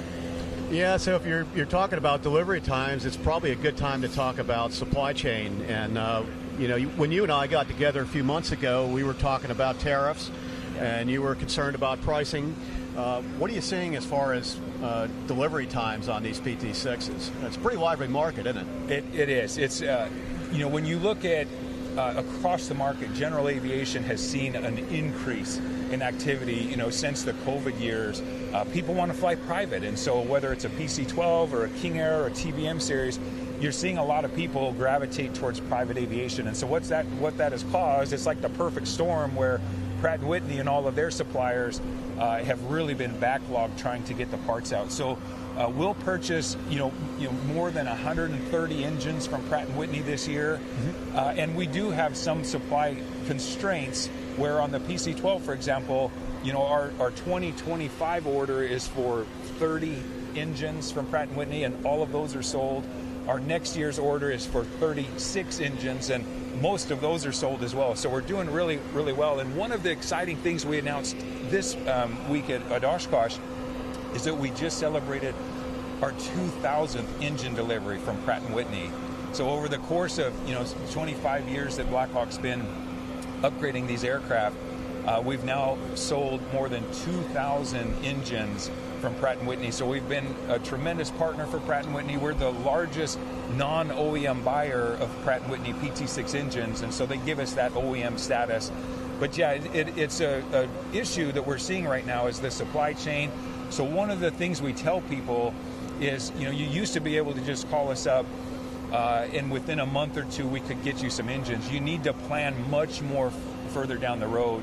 6 months to a year is really good to plan so that you don't have any unnecessary downtime. And the flip side of that too is if you went to overhaul your engine, you're seeing really long lead times in that department as well due to some of these supply chain issues. So it's not just on the new engine delivery side of things, it's on the overhaul side of things as well. So that's a challenge that Pratt & Whitney's really stepping up to try to resolve, and hopefully here in the next year or two we can see some resolution to the supply chain issues. And one other point you mentioned is on the tariffs. Fortunately, all of the PT6s are covered under the USMCA agreement, which is still in effect, and so there's no tariffs on brand new PT6A engine sales, and so that's been a huge benefit for us where we were quite nervous when we spoke last Yeah, last that was time. sort of the unknown a few months ago. There was a lot of uncertainty to that, but Yeah. but fortunately we've been able to work through that to where there are no tariffs on new engine sales right now from Pratt & Whitney. What I want to talk about next is refurbs, right? Yeah. And as you say, the Pilatus PC-12 or a Conquest or whatever it might be is a good airplane for a lot of operators. Yeah. And if you find an airplane that it's good, it's maintained well, you know it, it may be a good airplane to do a total refurb. Yeah. Start with the engine, paint. Let's talk about the Black Hawk dealer network and some of the other stuff that you guys do refurb-wise. There's avionics, a bunch of other stuff too, right? It is, and so in fact, when we walk over to look at the TBM here in a moment, we have a TBM 700 series on display. That's a 2004 model, and we completely refurbished that with our partners, Avex Aviation. They put a brand new paint job on it, brand new interior, brand new glass panel. It's got the Garmin 600 750 TXIs in it for the panel. And then, of course, we put the bigger engine on it. It's got the 66D variant engine that's installed on it, which is really completes that airplane. So you're taking the 700 series. You want to walk over to it? Yeah, let's go do it. We've It's, got a tractor coming over, yeah. so let's... See, that's the joy of Oshkosh, right? You get all kinds of vehicles. While we're walking, let's get a look at this paint job. Yeah. Pretty unique. You won't see another one like it. Yeah. Yeah, I already talked to Steve Cook about it. Okay. Yeah. So, yeah, we'll walk right over here. This is perfect. So this is the TBM 700 series that we were talking about, where you can completely refurbish an airplane. Where this is a 2004 model, it has about 2,000 total hours on it, and they stripped the paint completely, put all the interior, like we mentioned earlier, new panel, and then the engine. So essentially, what we're doing is you're taking a 700 series TBM and escalating it up to the same performance levels as a TBM 850 series. So there's a neat little button, we call it the 850 XP mode. So as soon as you take off, you're going to take off with 700 shaft horsepower. There's a button that you can push which activates 850 shaft horsepower for climb and for cruise, which is exactly how the 850 model is. You take off at 700 shaft horsepower. As soon as you lift off, you can escalate it to 850 shaft horsepower. So Daher, they had a really neat way of delivering more horsepower for their customers. Yeah, you mentioned avionics upgrades and Garmin systems in general, and Garmin's got the EIS engine system. Yeah. Compare the avionics now to where they were when you folks first started. How's it easier to operate the engines on these things? Because they're not FADEC.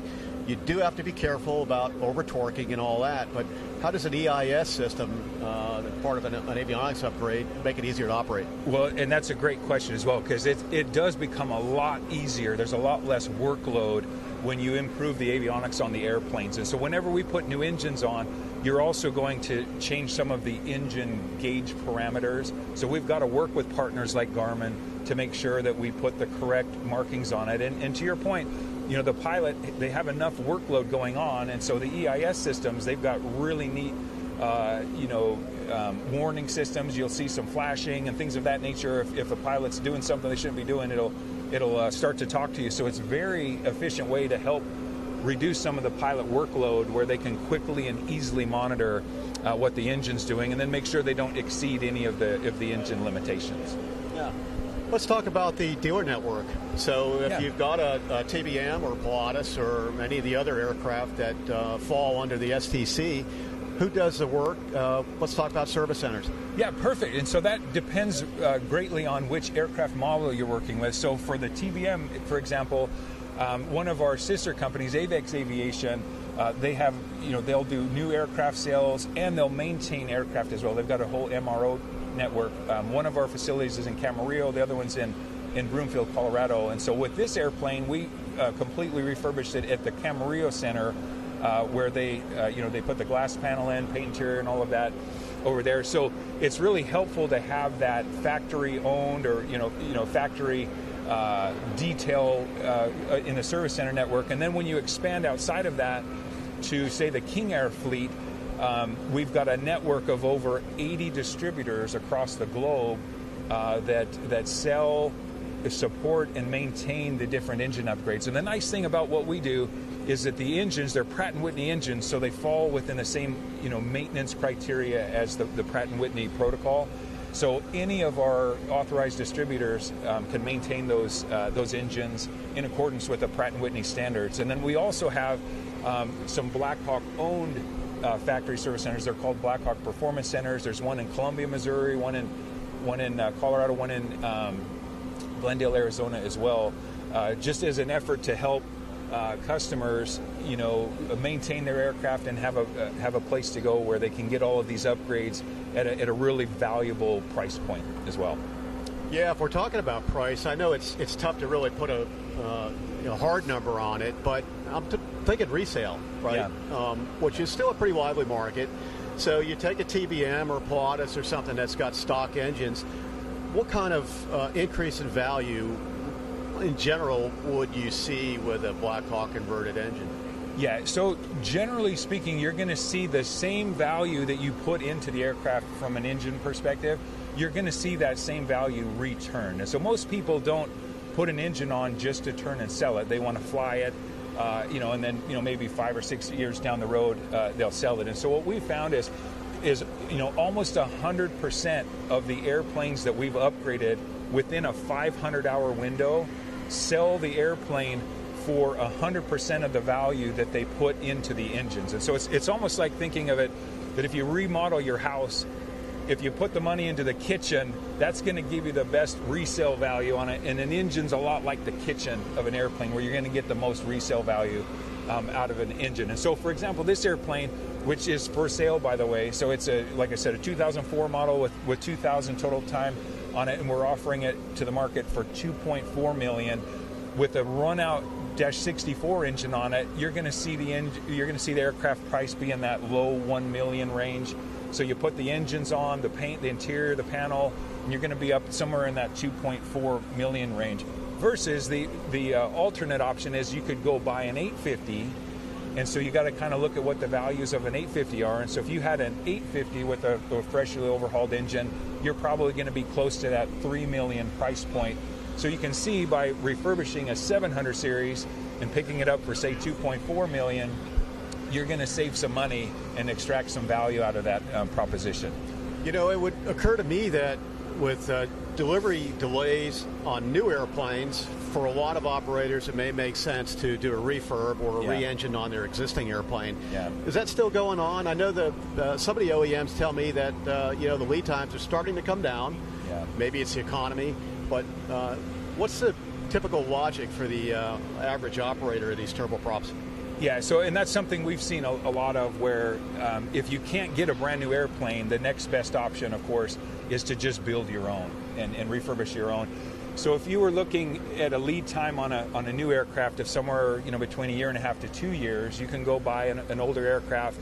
When you get the paint and the interior, the avionics engines put on it, you're probably in a 1 to 2 month time frame to get all of that completed. So you can quickly get back up operational by refurbishing the aircraft. And a lot of people, they like to do that as well, because they want to put their own paint scheme on it. So if you look at this state storage airplane, for example, it's a gorgeous paint scheme that you're just not going to get that same option from the factory. And so a lot of people like to customize it and build it how they want it. And that's one of the advantages of doing that, is you can get it quicker, you can get it for less, and you get the same utility that you would see out of a brand new aircraft. What's the PC-12 market looking like? Legacy airplanes, and these airplanes have been around for a while now. There's been several iterations of these things. It's a workhorse aircraft. Yeah. It is very strong. It's hard to come by. A low time PC-12 right now. It's a very strong market, and as also if you went to buy a brand new PC-12 Pro, you're going to have a long lead time on that as well. And that just speaks to the value of the airplane, how people use it and how they operate with it.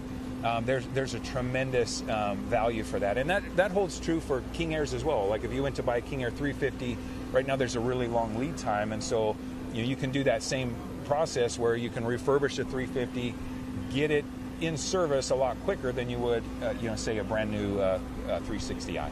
How about downtime on a shop floor for let's start with just a basic engine swap? Yeah, so if you had a Legacy 700 TBM and you wanted to do the engine upgrade, you're looking at a 3-week downtime. 3 total weeks to do the engine upgrade. If you did some maintenance or you did some avionics with it, it could go up a little bit, but that's a pretty good time frame to allocate towards an engine upgrade. And that's pretty similar on the PC-12. It's similar on the King Airs as well. You can probably do the King Airs a little bit quicker, and that's one of the reasons why we like to advocate for our performance centers, is that if you have a shop that does this regularly, you can get them done a little bit quicker than if it's somebody doing it for their first or yeah, second time. They're pretty efficient getting them done. And how about doing engine and avionics at the same time? Do you see a lot of that? Yeah. So pull the engine out, and while it's on the shop floor, do a suite of avionics. We do see that a lot, and the advantage to that, again, is that you're doing 2 at the same time, and they don't interfere with each other. So if you're up in the panel, you're not slowing yourself down by working out on the engines, and so you'll get a lot of shops that will couple those together. And to do a G1000 upgrade, you're probably looking at a 3 to 4 week period. So you couple that with the engines, and now you're really minimizing that downtime and maximizing the effectiveness of the aircraft. Yeah, we've covered the G1000 upgrade for the King Air series, which also includes the Autoland now. Yeah. So are you seeing more of those upgrades? We are. In fact, I believe Garmin just approved the Autoland, or if it's not approved, we'll have to check in with them if they're announcing it at the show. They're approving it for the King Air 350 series as well. They've had the King Air 200 series approved for a long time, and they've gotten such tremendous results from that as well. There are a lot of people that love that Autoland feature, and so they're expanding that onto the King Air 350 series, which the customers have really been, really pressing Garmin to expand that to other models as well. So yeah, that's a very good system that we highly advocate for, and that's why it's fun to come to Oshkosh, is you get to see what's new, what's being innovated, and how can I improve my flying experience. And a lot of pilots really like that, and their spouses really like that Autoland feature a lot. Yeah, it's a good sell. On yesterday's show, we did a segment on the new PC-12 Pro. And one thing I didn't realize is that airplane's got the G3000 Prime, but it also has Autoland. Yeah. So do you see, you sort of live this stuff every day, do you see more Autoland retrofits coming in the future? I do. I think especially... And how does it fit in the turbine market? When I first flew the Autoland 6 years ago, it was in a Piper M600 turboprop. And, a lot of people said, well, in a turbine airplane, a lot of times, there's more safety built in because you got more reliable turbine engine. Maybe some of these airplanes are crewed, but talking to you, it kind of seems like the Autoland is a good sell for a turbine airplane now. It is. I just think it's a natural fit when you have a system that's innovative, that is that innovative, that you're going to see it expand to other models. The challenge is, Garmin is so busy doing all of these other things. How do you extract their engineering effort, and then what models do you start to look for? And I know Garmin's looking to expand onto the PC-12 panel a little bit more as well. And by doing that, that's when you're going to see that the expedition of the Autoland from Garmin and some other groups as well that are putting it together as well. But yeah, I really think, though, you're going to see more and more Autoland systems being installed in some legacy aircraft, because it's really easy to build it into the airframe when it's new. It's a little bit harder to retrofit some of these Autoland systems, but Garmin's got a great team. There's some other groups that are working on them as well that really are leading that charge to make it a safer and more reliable experience for pilots. Well, we covered a lot. What else did we talk about? Well, we've got some other programs that we've been working on. Yeah, what's in the future? What are you guys working on? We're working on expanding some propeller eligibilities on some of our engine upgrade STCs. One of them is on the King Air 350, where we've been installing a Hartzell 5-bladed propeller as an option for the King Air 350 with our bigger 67A engines. We've also got the MT 5-bladed and the MT 7-bladed propeller is now approved on the King Air 350 series with the bigger 67A engine. So that's something that we're really looking closely on. And then we're also trying to expand in looking at some other systems on airplanes, some airframe systems as well, because we really have been engine-centric in the past. That's kind of been our bread and butter at Blackhawk, is beefing up some of these, the horsepower on these older legacy aircraft. And that's, like I mentioned in the beginning, there's no substitute for horsepower. Yeah. I think one of my favorite things about coming to shows like Oshkosh is we'll get customers that come in and they'll tell you, why didn't you tell me to do this earlier? I mean, if you just would have told me that it climbed faster and that it went this much faster, I would have done it earlier. And I said, well, that's what we did. That's why we're here, and that's what we're trying to advocate for, is to show people what they can expect when they put these bigger engines on their airplanes. What challenges do you have working on these airplanes? Well, I think some of our, like you mentioned earlier, some of our biggest challenges are supply chain. So there, as more and more of these engine upgrades get put into the market, you get a lot more demand. And so we're trying to keep up with that demand and working really closely with our partners at Pratt & Whitney to make sure we can fill the demand. And they're having a lot of issues right now with supply chain as well. So for us, that's been one of our biggest challenges is how do we get the engine mix blend right? So for example, the PC-12, we've got a backlog for almost a year right now, and then on some of our other models we don't. And so when we put our orders in with Pratt, how do you really get that blend? How can you predict the future, Larry? And that's, if you can tell me that, I mean, that would be very helpful for us as well. Yeah. How about the STC process? Is it about the same as it was? More difficult? Is it easier? It's so we've got describe the regulatory climate these days. Yeah. So there are some changes that have happened here, over the last couple of years or so, but for the most part, and that's something that Blackhawk's very good at, is we've got straight line thinking when it comes to engineering, and it's all about the plan. When you put together your STC plan, you really want to make sure you can be as efficient as possible, but then of course meet all the FARs, and that's the one thing in the STC world. It's really driven by the FAA, and we've got a great relationship with them. It might take a little longer to get STCs than it has in the past, but for good reason, right? People are flying, you're leaving the ground, you want to make sure that you're safe, and that's our primary objective, is safety above everything. And so, we've got a really good cadence with STCs. We generally will turn out an STC every year, one major new STC every year. And we see that for the foreseeable future, where we're going to be generating, one major engine-based STC each year. But it is. You got to have a great relationship with the FAA, which we do, and then you got to have that knowledge and experience to get it done without going down all these rabbit holes that take a lot more time and cost a lot more to get them done. How about turbine upgrades for piston airplanes? Over the years, we've seen some modifiers put turbine engines in pistons. Cessna 210 is one. There's been some on the A36 Bonanza. Yeah. There's been some on the, I think, the Baron. Yeah. Is there a market there? There is. There have been some very successful groups that have done that in the past. We don't have any engine upgrades today that replace a piston for a turbine.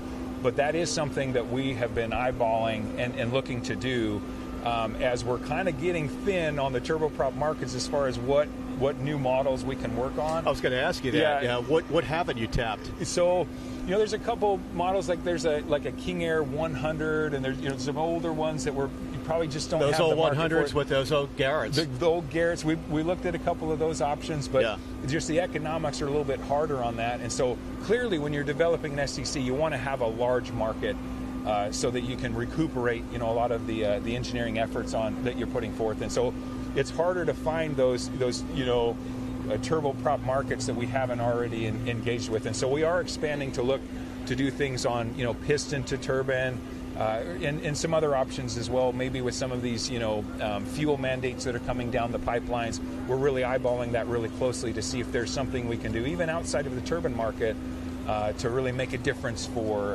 aviation and particularly in the power plant world. Yeah, could you do a quick price comparison between a typical overhaul on an original PT6 to a Blackhawk engine? You got it. So, and that again, it depends.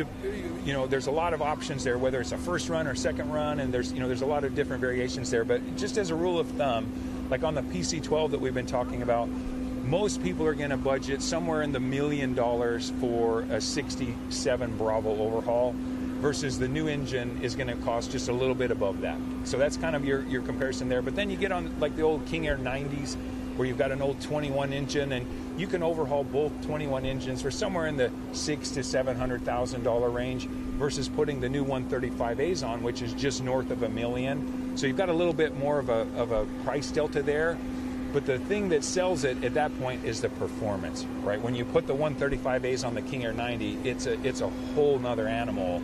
And that's what people are really looking for. You know, there's a reason you own an airplane, and putting more horsepower on it just gives you one more reason to own it. How about savings in fuel burn? Yeah, and that's another big advantage as well. So it depends on how you want to operate it. If you want to fly fast, you're going to use more fuel. But the good news is you're going to arrive to your destination earlier, so your block fuel time either stays the same or even can come down depending on how you fly it. But most people, you know, if you had a long range mission that you wanted to go on, you could throttle it back and easily extend your range, lower your fuel consumption numbers. Most people, they're going to take advantage of that power, and they're going to fly, you know, max cruise power settings, and so their fuel flow goes up. So for example, on the King Air 90, you know, your fuel flow, instead of being around 80 gallons per hour, it'll be closer to 90 gallons per hour. So 10 gallons per hour more, but you're going 25 knots faster.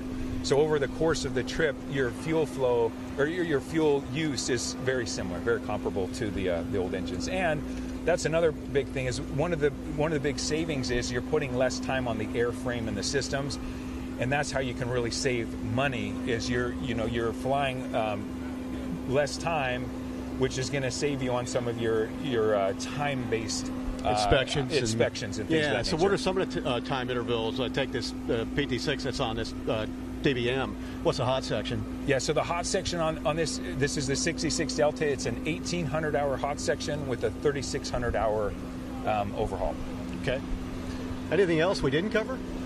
I think that's pretty good. I mean, we've been coming to Oshkosh now for the past 20 plus years. This is my 18th year at Oshkosh, and I'll tell you, it's just a wonderful experience to see the history of aviation on full display. Anytime you look in the sky, you'll see something from the past, you'll see what's going on today, and then even a snapshot of what's to come. And so that's why I think we really are excited to be here at Oshkosh, and really appreciate you showcasing what we're doing here for all of our customers. Well, I think it's a good market, and you know, like I said, the used turboprop market has always been strong, and I think it's probably stronger now than ever.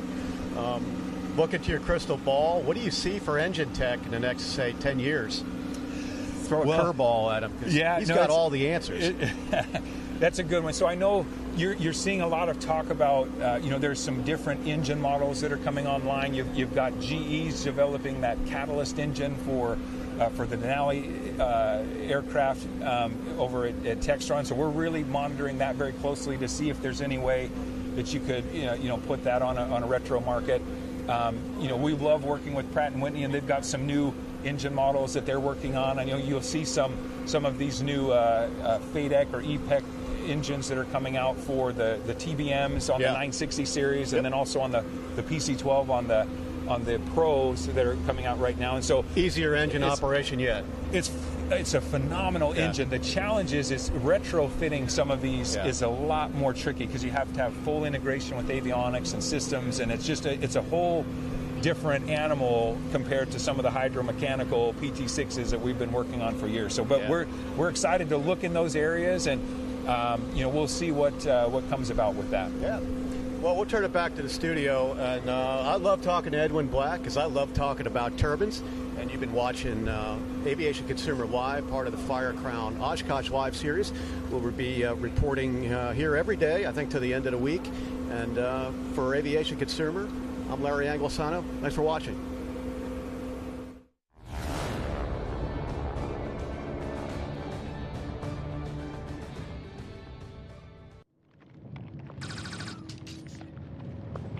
It's happening. Okay. It's happening. Let's go. It's happening. Let's go. Get the bag. Get the bag. Get. What? Life's better when you're prepared, especially on the flight deck. Find a Redbird near you and fly like you've been there before. Next. So where do you see yourself in 5 years?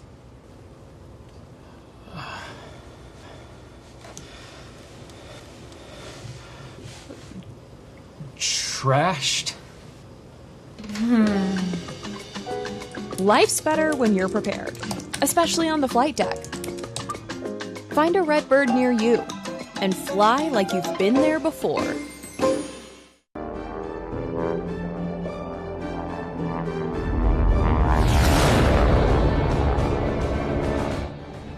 It is Oshkosh Live, powered by Redbird Flight. We are now into our closing in on 2 hours completed. 2 hours completed and 7 more to go. It is 10:10 a.m. Central Time here in Oshkosh at the world's largest aviation celebration. Once again, it's me, Shawn Bean, with my co-host, Ryan Ewing. Ryan, I want to say thanks. We just, in between segments, got to go on a little field trip. So why don't you tell us what we did between segments here? So there's been a few exciting visitors. Obviously, every year here in Oshkosh there is, but Alaska this morning around 3 in the morning Pacific time flew 737 MAX in from Seattle, their base. I think, I could be wrong, and I know I'm going to get hated on in the comments for this, but I think it's the first time they brought an airplane into the show, at least recently. And I took you for a little walk to go see it. I believe we have a photo of me inside the wheel well yes.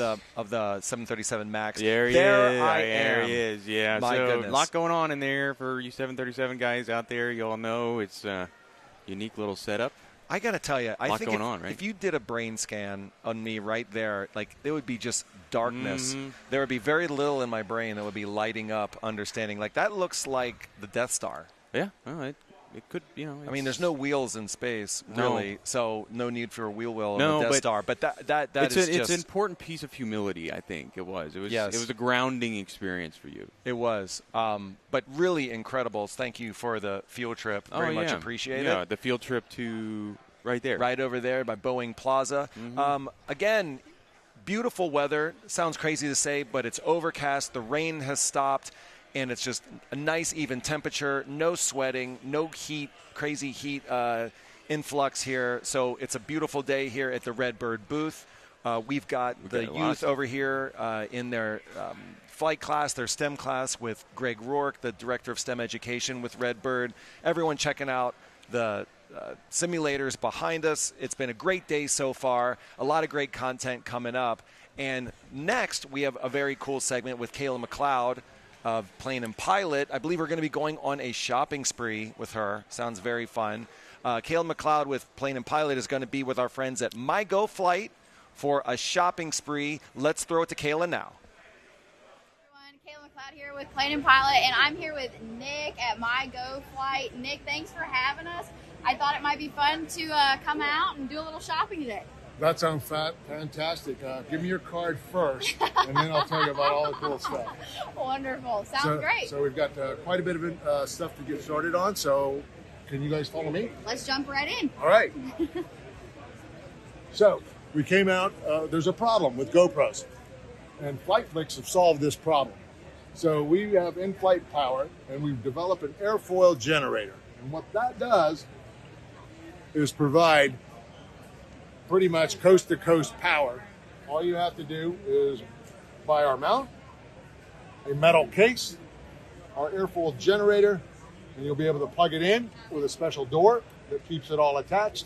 And now, as long as you have enough memory, you're going to be able to get that full, beyond 27 minutes of battery life that has always tormented influencers because they run out of power by the time they are ready to land.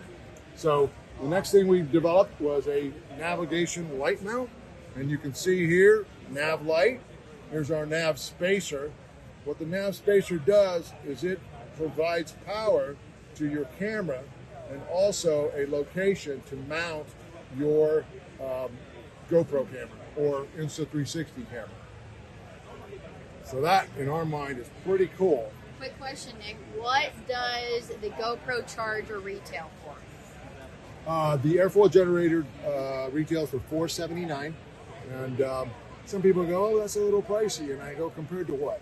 I don't know anybody out there. And also, if you were to put in a USB power source in your panel, that's going to start at $600, plus you've got installation. This is a PED carry-on, carry-off, no certification required. So I think it's a great value, and you're going to get really what you want. And that's the extended power to get the shot that you want, whether it's early morning or late evening. It'll be available. And does this work for all GoPro models or just specific models? I believe it's the 9 and newer. Okay, perfect. Yeah, that would be super handy to have with all the content I've been creating lately. So it's always overheating, dying. It's a massive pain. So I think that is super, super cool what y'all have been working Good. on. We'll put that on the list, and I have your card. There we go. So let's go on to the next spot. Sounds great. That's flight bags. And so we've got the Elevate. We've got the Commuter, which is a great crossover bag. We have the PLC Mac Daddy Pro, which seems to be a great seller. And these models here will be discontinued. They're early models, but we need to go ahead and move them through the inventory. And this is a case to carry all of your equipment. And you can snake this around depending on what you have. So it's not necessarily one size fits all. It pretty much fits everything. So you do that, and then you can just put this simply into your flight bag, and you're ready to go off. What's your favorite bag? There's a lot My of options favorite here. Yeah, which one's your go-to? This one, because it carries absolutely everything. I can put my laptop in here.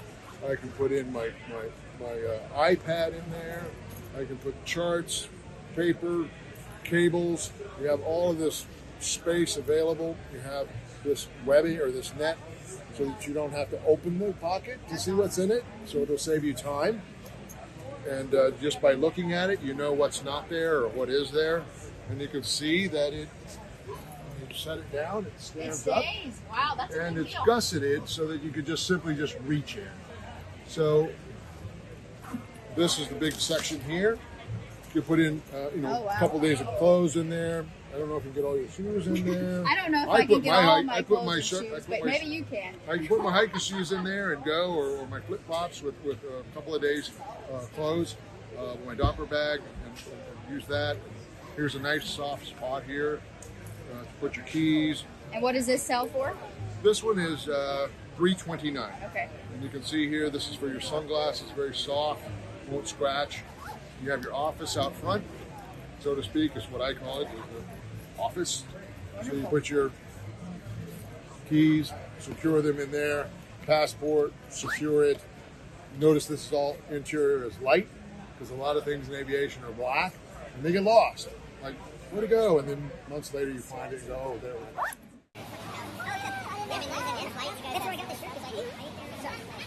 So we developed a product called Cool Case. And this works with all of our mounts. And you can see the fan running there. These are the rails. So I can put a strap through there, put it on my leg. Or I can mount it. So you put your iPad in here, and this creates some cooling. Plug that in, and now you can charge through the case so that you can use it and charge the iPad at the same time. That goes in right there like that. And what does that sell for? This is $329. Oh, these are perfect for this week. Power banks. You know, the power banks are fantastic. What's nice about them is it gives you both the lightning cable that you need for your earpods, and you also have the C for everything else. Right. It's quick to power. It's got the PD and the QP standard, so it's fast charging.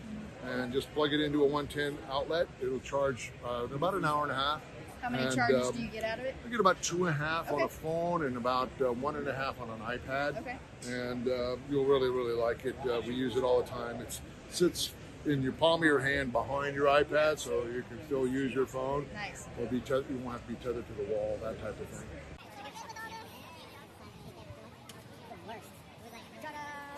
Yeah. too. Yep, the flex suction. That never leaves my flight bag. That's That is fantastic. the only one I can depend on to actually stay stuck. Right. And the technology is just really pretty simple. People ask me all the time, well, how do you use this? And I tell folks, well, what you try to do is let this go to a rope, right? So you set it up here. It says press it, pull that up. You're locked and secured. Then this here lets you move it, ingress, egress perhaps. Pop this like this, move it right into place. I just learned Done. something new today. Oh, I okay. did. So this should be at the 12 o'clock position or the 6 o'clock position. Otherwise, you're going to get that natural bounce. I did not know that. Right? So there's that. And then let me show you how easy it is to put a case. So one of our cases, I tell folks, just let it go to a rope.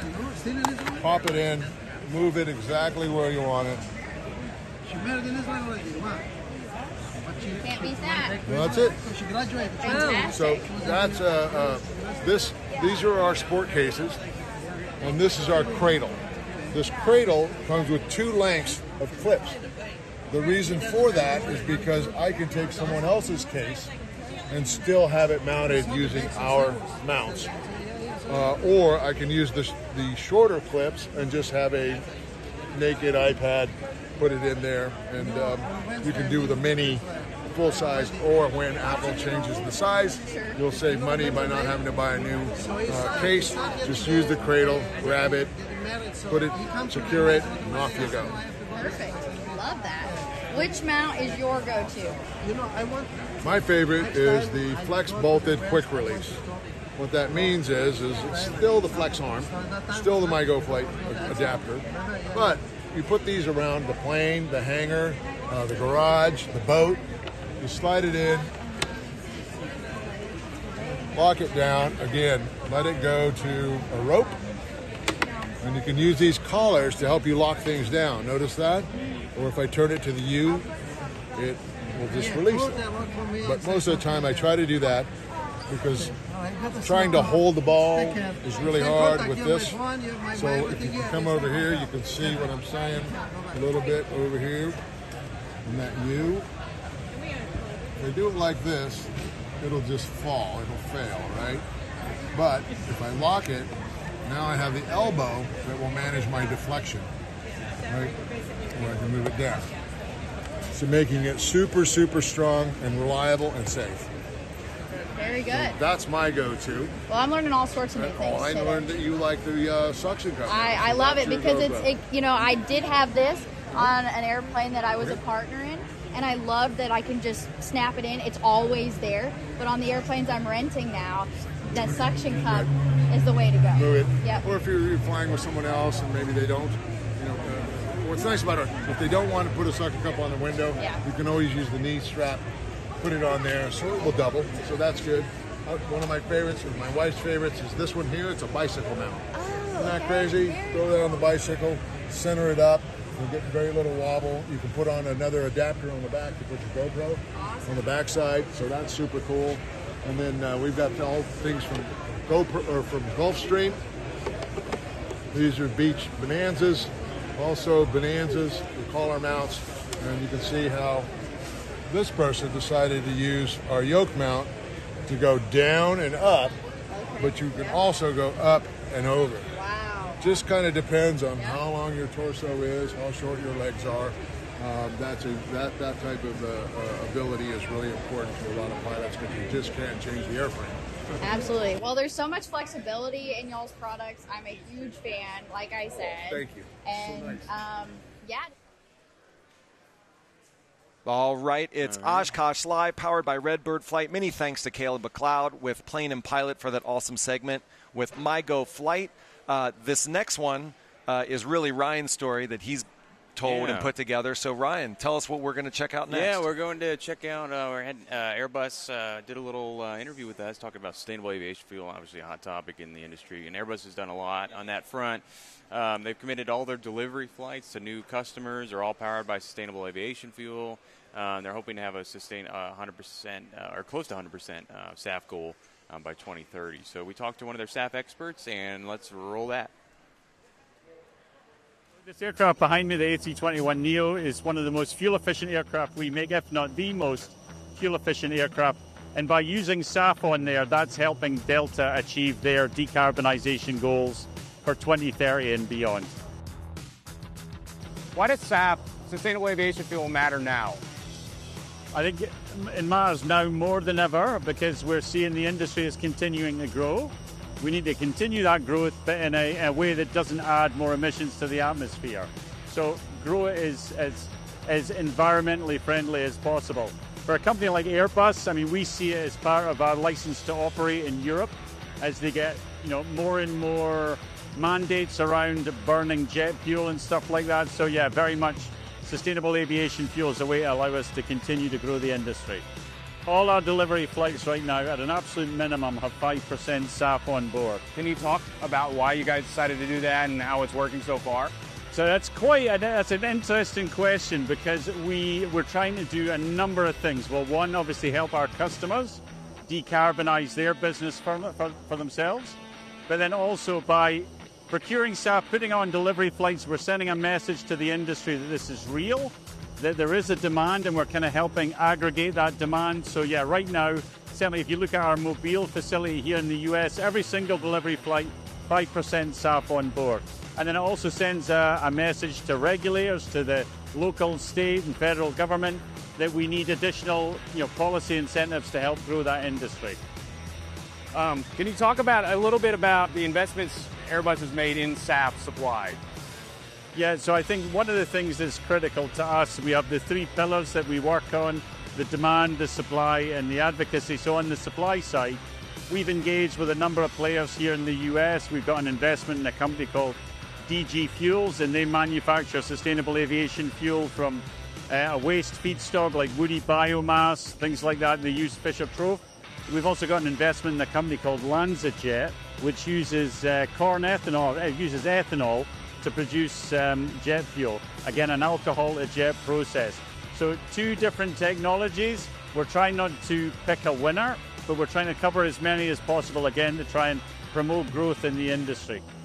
What are some policy and cost challenges around SAF that you all are seeing? That's probably one of the key questions right now. I mean, the one big beautiful bill that just got passed, initially in the initial text there was going to be $1.75 available to offset the cost of sustainable aviation fuel to our customers. When the bill finally got passed, that was reduced to $1, so there's no longer that delta there that would help stimulate the supply and stimulate the demand. So that's a key area that we are focused on. There's other elements. There's a renewable fuel standard, which also helps bridge that divide between the cost of SAF and what customers are willing to pay. So that's another focus. But I think what we see now here in the US more than anywhere else, instead of relying on federal subsidies, we're going to switch now to the states and look for state support and where they can bring in additional support. And we see that right now with Minnesota, that we're partners with Delta in the Minnesota SAF Hub, and they've been quite instrumental in getting a tax credit passed in Minnesota for SAF that's produced in SAF that's produced in Minnesota and uplifted in Minnesota. So we want to try and replicate that elsewhere in the US. Can you talk about the path to Airbus getting to 100% SAF utilization by 2030, I think it is?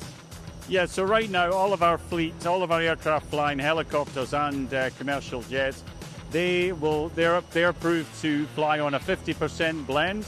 The next step is getting to 100% by 2030. That innovation is mostly going to come around the fuel, because that 100% SAF is going to be a drop-in fuel that will be completely transparent to the operators, completely transparent to the infrastructure, won't need any changes. Beyond that, well, that's a whole other kettle of fish. So that 5% SAF that we put on all our delivery flights, we have some customers, even in South America, we have customers that go beyond the 5%. So I won't name names, but some that will take a 30% blend or more if it's available. And likewise in Europe, we've got some customers that go beyond the mandated volume that's required. I wouldn't name and shame, but yes, we have a few customers that are doing that. And we are actively working with our customers on either investments, offtakes, and anything we can do to help facilitate the decarbonization pathway. It's Oshkosh Live, powered by Redbird Flight. Ryan, great job on that story. Thank you for bringing the Airbus story to us for the Airline Geeks Power Half Hour is what I'm calling it. Power half hour, man. We're powering through. We got some coffee here. 30 minutes of electric conversation is now completed. Thank you, buddy, for being with me at the anchor desk. I couldn't do it without you because you have this you have an electrical energy about you. And you light up this whole show. People were running up to you saying, "Can I get your autograph?" They did. Yeah. Singular. One. Well, that's fine. But yeah, and it was somebody we knew, but that's okay. That's fine. That's okay. I knew you needed that. I appreciate this gratuitous self-promotion. But let's not get distracted. There's a lot more show to come. I want to thank Ryan Ewing, founder and editor of Airline Geeks, for hosting the Power Half Hour with me. Up next, Kayla McLeod with Plane and Pilot joins the anchor desk. Stay with us. More awesomeness to come. Oshkosh Live, powered by Redbird Flight.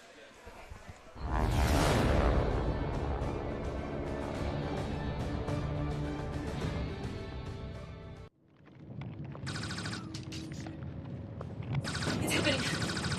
Okay. It's happening. Let's go. It's happening. Let's go. Get the bag. Get the bag. Get. What? Life's better when you're prepared, especially on the flight deck. Find a Redbird near you and fly like you've been there before. I help people. I create music. I shape the future. I am an entrepreneur. I inspire people with more than words. I ride forward. The sky is not my limit. Find your blue at MTSU. Next. So where do you see yourself in 5 years?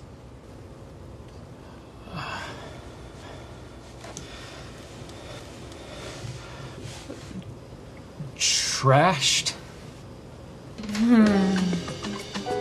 Life's better when you're prepared, especially on the flight deck. Find a Redbird near you and fly like you've been there before.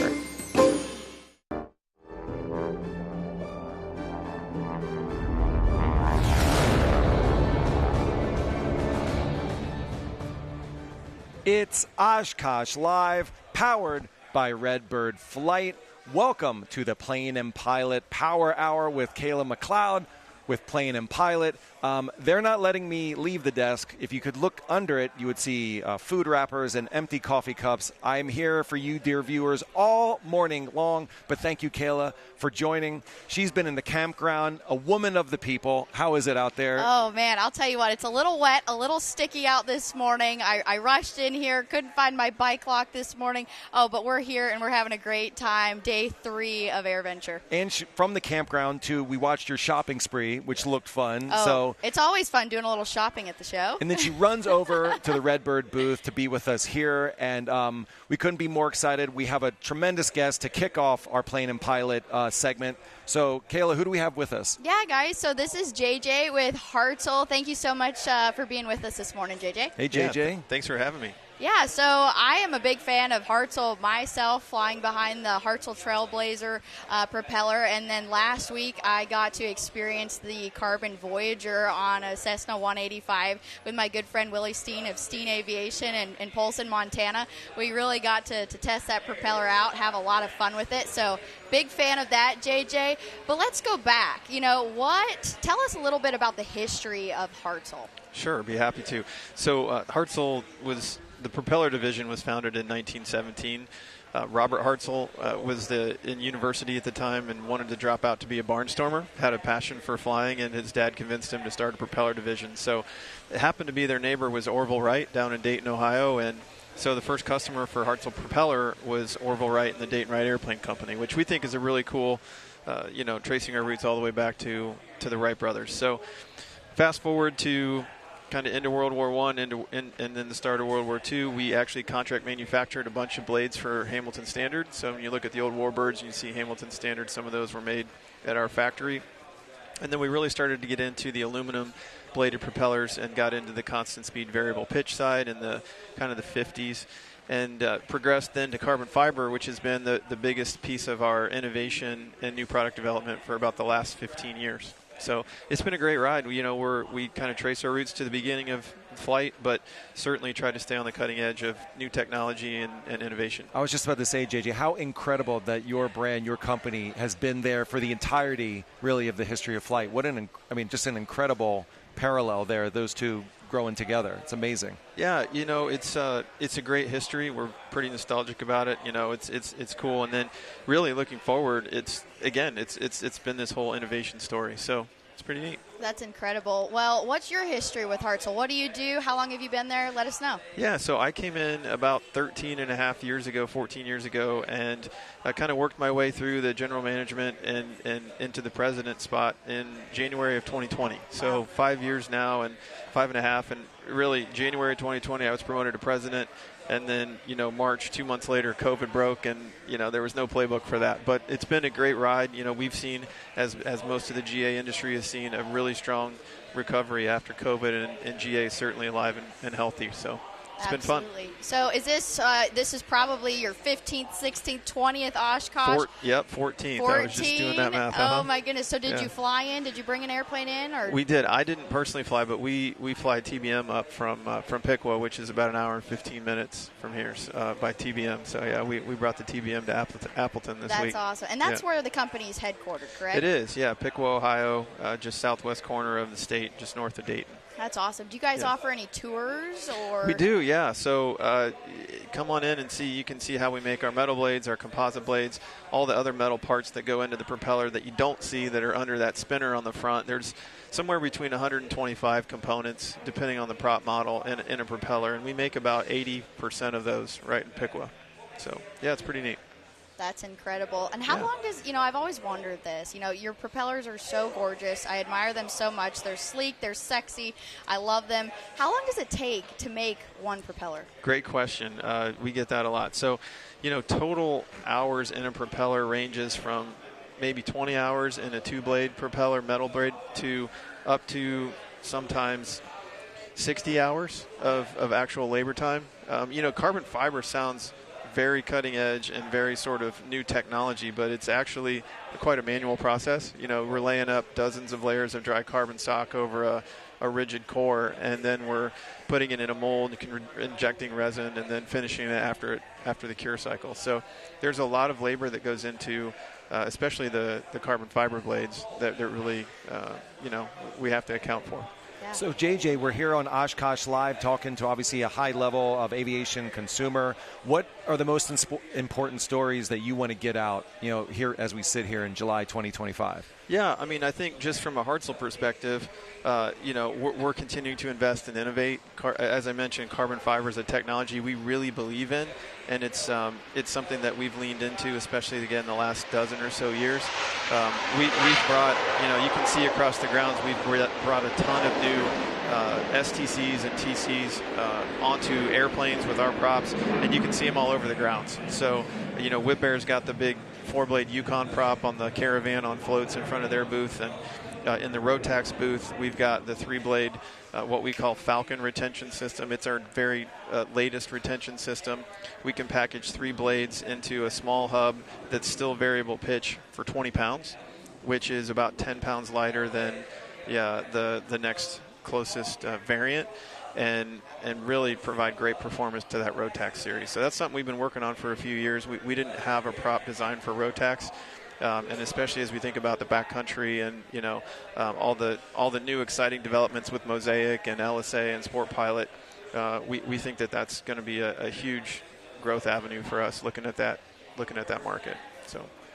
So if I come to your headquarters in Ohio, I would imagine with a company with your history, there's got to be some amazing pieces of ephemera and memorabilia you have in those archives, or maybe in your lobby there.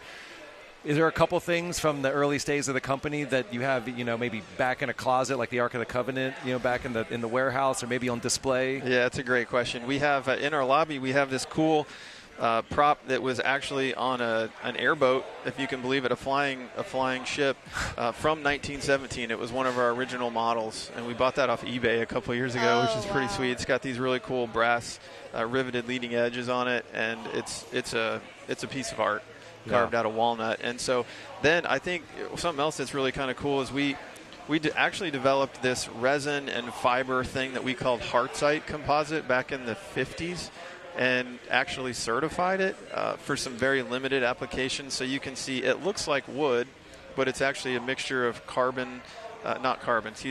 fibers and glue that we put into a compression mold, and we have some Heartsite blades around the building as well. So awesome. Yeah, we got some cool old relics. So one more question on the history side, and I don't know, getting into some historical gossip per se, but have you heard about Orville Wright as a client back in 1917? Was he an easy guy to deal with? Was he, any word? Is there any rumor? What have you heard? I have no idea. I heard that they were both a little eccentric, but I am not Oh, they sure. must have been. Yeah. Could you imagine them trying to? Right. It's incredible. You got to be a little out there to do what they did, right? I mean, it's amazing. So I'll tell you one quick story, though. We actually didn't just develop propellers. We built airplanes. We built our own airplanes. We had the Hartzell FC-1, which is the initial model.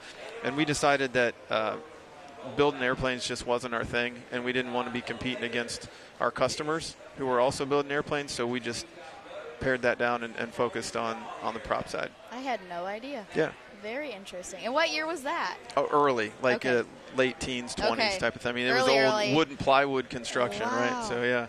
That's incredible. Yeah. Now, JJ, what do you fly yourself? I don't fly. So, I mentioned the TBN. We have a pro pilot flight department. I have never quite gotten it high enough on my to-do list to get the pilot license. So, it's one of those things where I definitely want to, but I want to make sure that I have the time to stay proficient with it. Absolutely. And I think, that it's coming. My kids are older now, so I think I'll have some more free time. That's incredible. Yeah, it's never too late. Right. So we're here at Oshkosh. I would imagine Hartzell's had a presence here for a very long time. Sounds like you've been coming for quite a time as well. How have you seen GA change in your eyes here, over that 14, 15 or more years? What do you remember about the first time you came, and then how does it feel now comparatively? Yeah, when I first started coming, again, I'm a prop guy, right? So everything is sort of measured in propellers to me. So when we first came, we were in Hangar C here. We had a little 20-foot display, and we talked to some customers about the issues they were having with their props or what they could put on their their Bonanza, and talk about top props and all that kind of thing. But now a decade ago now, we moved outdoors to the display area here right by the Twin Oaks Food Court. And then this year, we moved our building, which is a 40 by 40 indoor display, down to the old Honeywell Bendix King location. And we're co-located now with our parent company, Signia Aerospace, and our sister companies, Hartzell Engine Tech, Hartzell Aerospace Welding, QAA, and Cleveland Wheel and Brake. So for me, there's been a lot of evolution just within my little world over the past decade, from just being a Hartzell prop guy, working for a private owner, and then migrating to having some sister companies, and then going through a transition to new ownership, and now even more sister companies that were all tied into Signia Aerospace. So it's been a really great ride. Our previous owners, the Brown family, I think were quite well known in the industry. Their father, Big Jim, was a naval aviator and flew warbirds here for many, many years at Oshkosh with his buddies, and his sons, Jim and Joe, ran the company, beautifully for many decades.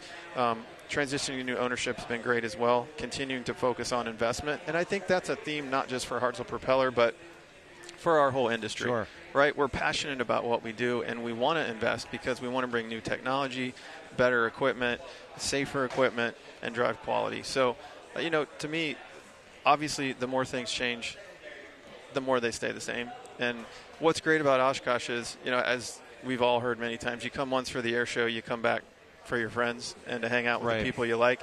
And that certainly rings true even for guys that are working the show, right? So it's a great week, and to me it's something that I look forward to every year. Awesome. Well, JJ with Hartzell, thank you so much for stopping by. Wishing you continued success as president. Sounds like this historic story is going to continue to be written. So thank you so much for joining us here on Oshkosh Live to share the Hartzell story and beyond. Have a great rest of the show. Great. Appreciate Thank you. it. Thanks so much, JJ. Take care. Awesome. Kayla. It is. It's great to be with you at the anchor desk. You've been running around, but this next story is another one. You and Plane and Pilot, is a really interesting, very cool feature. And as someone who flies Cubs, probably connects to you very personally as well. Tell us a little bit about what our audience is about to see. Yeah, absolutely. So I've been flying for the last 10 years, and I learned to fly in old tail draggers, an Aranca Champ specifically, and then I transitioned and made my way into J3 Cubs, Carbon Cubs, Super Cubs, all the Cubs, and now I'm getting to fly a Husky, which is fun as well.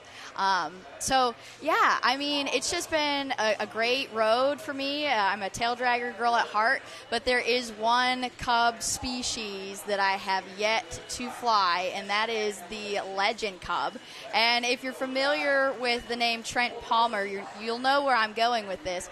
Trent is a Legend Cub owner, and he is located out west. He does a ton of backcountry flying with this particular aircraft. And yeah, I got to sit down with him, actually walk around with him yesterday and check out his Legend Cub, which is sitting over at the Garmin booth if you're here at the show and would like to go check it out. I got to climb in it, sit in it, compare it to some of the other Cubs I'm more familiar with. We just had a great time. Awesome. Let's meet Trent Palmer. Hey everyone, Kayla McLeod here with Plane and Pilot Magazine, and I'm with Trent Palmer. We are here at the Garmin booth. And thanks so much, Trent, for coming out and talking to us today. Absolutely, happy to be here. Yeah, so Trent, I'm a Cub girl. I love Cub Crafters products. I love Super Cubs. I love old J3s. I know nothing about these Legend Cubs, though. I've never even sat in one. I'd love to try it on for size, kind of compare, and maybe do a little walk around in the airplane and, just get to know it a little bit. Yeah, well, so for someone that understands Cubs, but doesn't know necessarily about Legend, what we're working with is a modern day Super Cub. And when I say that, I mean these were PA-18 plans. Legend widened the fuselage 3 inches. They've added some reinforcements for the large baggage that we'll show you. They also, from the front gear attached forward, have beefed things up for heavier engines.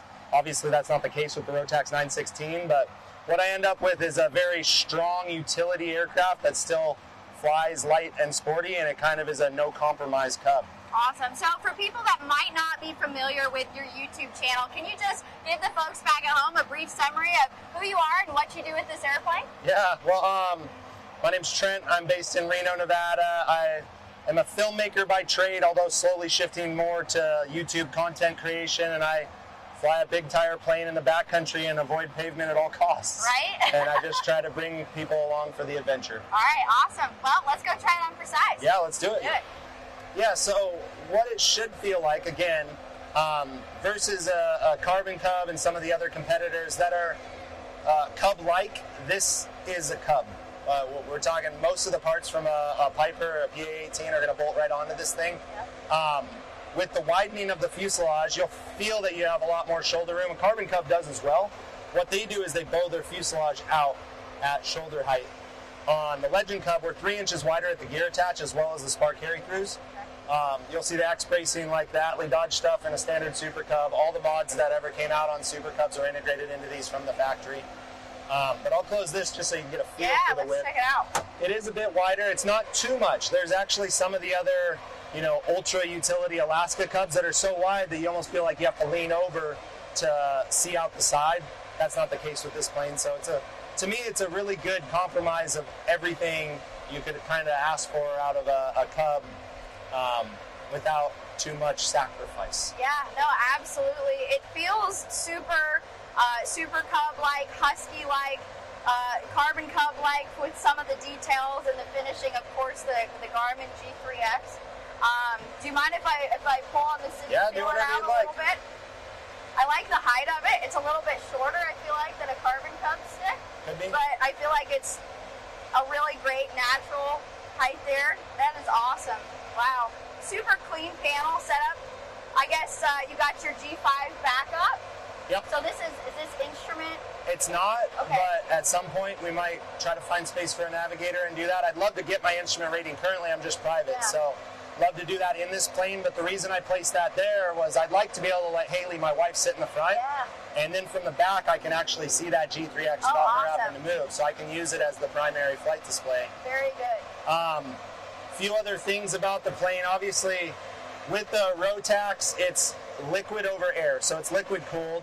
And with that, we can run a heater that's not just off the heat muff, which has a couple advantages. One is that there's not really any chance we're going to get carbon monoxide in the cabin, but below your seat, there's a heater core, and it's got vents that go forward and back, so I have front and rear heat. Wow, that's a game changer. Yeah, and then that is not normal. Both seats are heated, so I've got heated seats front and rear.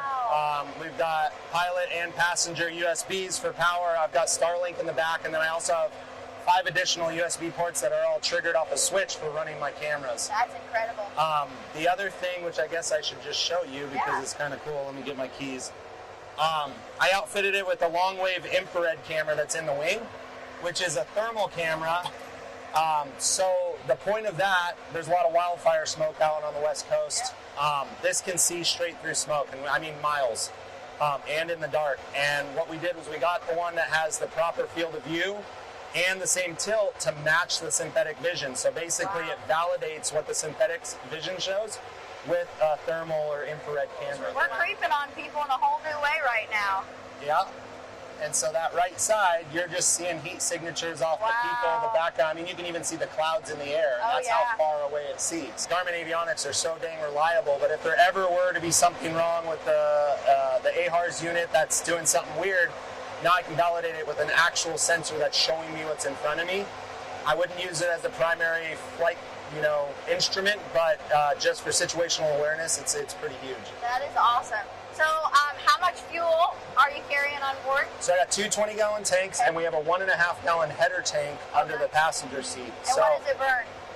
It depends on your cruise speeds. So that's the other thing. Standard Cub on 35s, you're probably looking at about 85 mile per hour cruise. Yep. I eco cruise at 105 to 110, but if I want to push the power in, 115, 120 all day long. Wow. Miles per hour. Are you kidding me? You can't fly around with the normal Cubs. I mean, no, I can slow to their speed. You could. So at Cub speed, I'm burning that. 4.5, 5 gallons an hour. It gives me 8 hours of range. At the higher speeds, I'm more like 6 hours. Obviously can run car gas, being the Rotax, so anything 91, whether it's leaded, unleaded, ethanol, no ethanol, doesn't really care, it runs it. Wow, very cool. Well, how do you like the Rotax 916 compared to the other engines, that you might have flown behind? Well, I've flown extensively behind Rotax, and I'm very comfortable behind them, but at the end of the day, they've just got technology that the others don't have yet, and they punch way outside of their rated horsepower class. You might notice the size of this prop. That's a 3-blade prop. This thing's only rated at 160 horse. We're able to spin a bigger prop at a lower RPM, which is closer to the peak efficiency range for that size prop. So we're making the effective thrust of about 185 to 190 horsepower out of this. But it's turbocharged, so as we go up higher, there's no loss in power, and these blades actually, the peak efficiency is at 5,000 to 6,000 feet. So I make more thrusts taking off at my house at 6,000 feet than I do down here, and I make full takeoff horsepower to 15,000. So density altitude is a non-event. It's not a concern. Factor. Yeah. Wow. I'm just now starting to fly out in Montana and in Idaho. Coming from Georgia, density altitude is not really a thing. And having this 916, I'm sure is just an absolute game changer. So the wing, just while we're under here enjoying the shade because it's hot out, what we did just as kind of an experiment, it was something that Legend was already working with, we integrated a leading edge cuff into the front end of the wing. So that pushed the leading edge 2 inches farther out. It's a tighter profile, so it's lower drag, but with the integrated cuff, it's also very happy at slow speeds. The problem we were running up against is the Rotax is so light that when we extended the leading edge of the wing, we just moved the center of lift forward, which would effectively make it tail heavy, and I have a gigantic baggage that was going to be rendered unuseful. So what we did was we extended the flaps and ailerons back 2 inches as well, kept the center of lift in relatively the same spot. 4 inches more chord means about 10 square feet more wing than a standard Super Cub. Wow. But it's lower drag. So We've got a larger lifting surface that is less drag, so I cruise faster and theoretically land slower. I don't know for sure how much slower, but it does pretty good. Well, what are you typically landing at? So I have some funny things going on with my airspeed, and I don't know if it's the placement of my pitot or what, but every time I turn final, doesn't matter what the windsock's saying, Garmin's telling me I have a headwind.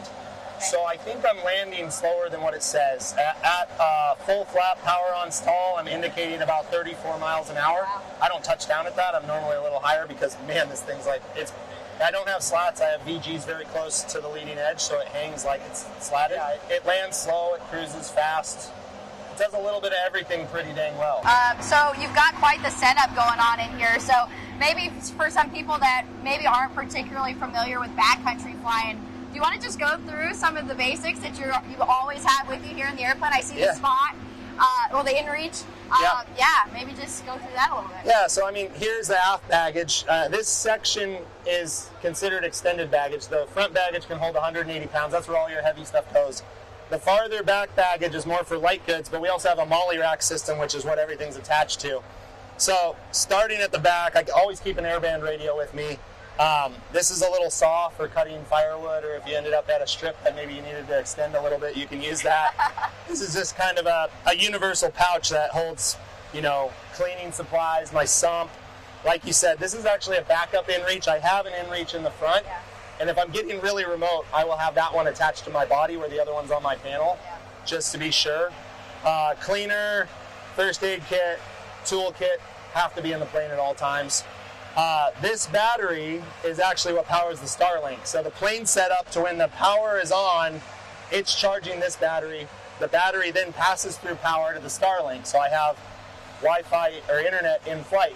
But then when I land, as long as that's plugged in, I have another 11 hours of internet on the ground. So when you're in the backcountry camping, you're always connected. And then the Starlink's just mounted back here. It's on a magnetic mount, so if you want to take it out and move away, if you're camping farther away from the plane, you can do that. Otherwise, it just finds its home on those, and then it's down, awesome. It doesn't move. Well, it really sounds like, the airplane is a little bit of everything for you in so many ways. I think that's the big takeaway and the big theme. It sounds, you can cruise, you can go in the backcountry, you can land on the sand. What can't this airplane do? Yeah. I will say the only compromise that I'm coming from a Kit Fox, that's what everyone keeps asking, is I'm flying a bigger wing through the air with huge ailerons at a higher speed. With that, the stick pressure is higher. If you're just trying to yank and bank and follow a river, it's a little less sporty. But the trade-off is stability across the board. So landing really slow, heavily loaded with gusty wind conditions, I mean, this thing is rock solid, and it just gives you the confidence to be able to go in and out of the places that I go. I'm not going to say regardless of the conditions, but in more adverse conditions, and do it safely, reliably every day. I wasn't anti-Cub, but, I was always getting bullied by the Cub guys forever, and it was kind of a playful banter, and then here I am jumping ship, and I'm like, dang it, they were kind of right. It's I see why the J3 has such a good reputation and has such a soft spot in everyone's heart, and now having flown those and flown Super Cubs and now this, it's kind of my modern techie version of that, and it's a lot of fun. That's incredible. Well, thank you so much for giving me a little tour and for introducing me to a world that I really didn't know much about. So now I can say I've sat in one. It is very Cub-like, and this is incredible. Thank you so much, Trent. And always looking forward to seeing the kind of content you're putting out. It's Oshkosh Live, powered by Redbird Flight. We are back. Kayla, super cool package with Trent Palmer. Thank you for putting that together, spending some time with him. You had mentioned Trent is a cinematographer for feature films. As his career and his training. Now really a full-time content creator. Is that fair to say? That's or close right. to it? That's right. And you said that there were probably about 40 people hanging out while you guys were doing that interview. That's pretty cool. Yes, it was super interesting, even just looking at the demographic of individual that was standing around the 30 to 40 people. I mean, it was mainly gentlemen in their 60s to 80 age range, which was super interesting to me to see that age group is still so interested in what's going on, particularly on social media. So that was super interesting to me. Awesome. Well, great job on that package. Thank you for putting that together. Well, Kayla, we're coming to the end of our time together here today. And I will say that when it comes to you, I have seen you running here.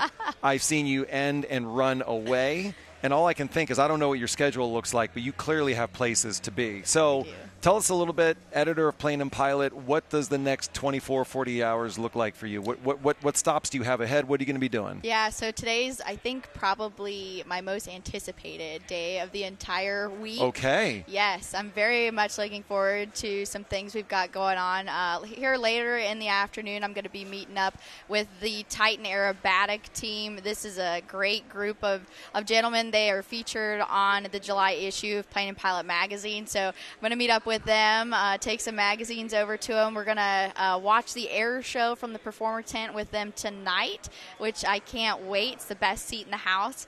And then before that, hanging out with Husky, drinking a few beers, having a good time. And then get this, Shawn, you're going to freak out. The Goodyear blimp. Yes, tell us. I cannot wait. This is a dream come true. I emailed these guys back in April thinking, hey, it's worth a shot. Let's see if they say yes. Well, 20 minutes after I sent the little email to her requesting a media flight, she said, yes, absolutely, we'd love to get you on. And yes, so this is 100 years of the Goodyear blimp. So we're going to be going up and taking y'all along for the ride. It's definitely a once-in-a-lifetime experience. I look forward to looking up and pointing and being like, there she is. She was just at the desk, and here she is now over the airstrip, over the airfield. So cool. We'll have a ton of fun, and obviously that package will be on our show tomorrow. Yes. We'll get to experience your time with the Goodyear blimp. Have a lot of fun. Well, Kayla, once again, great spending time with you. Thanks for bringing your stories and the guests. Check Kayla out and all her cool stories in Plane and Pilot magazine and on Plane and Pilot's website. It's about time for you to run. Which direction are you running next? I don't know. I have to look at the schedule, but it's running. I'm going to throw the headset off and run. All right. Well, thank you, Kayla. Great being with us. Stay with us. More good stuff to come on Oshkosh Live, powered by Redbird Flight.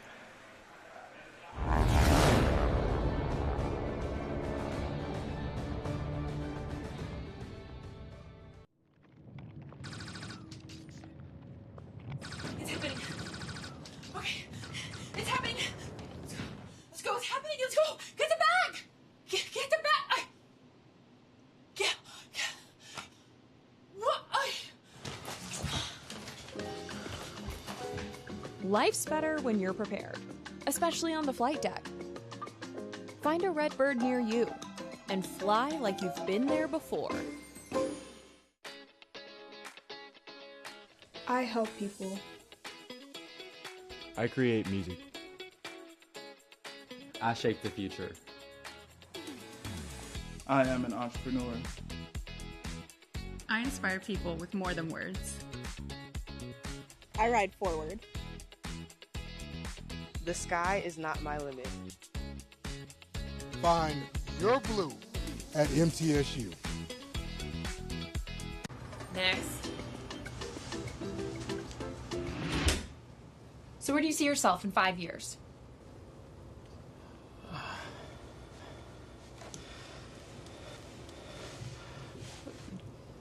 Trashed. Life's better when you're prepared, especially on the flight deck. Find a Redbird near you and fly like you've been there before.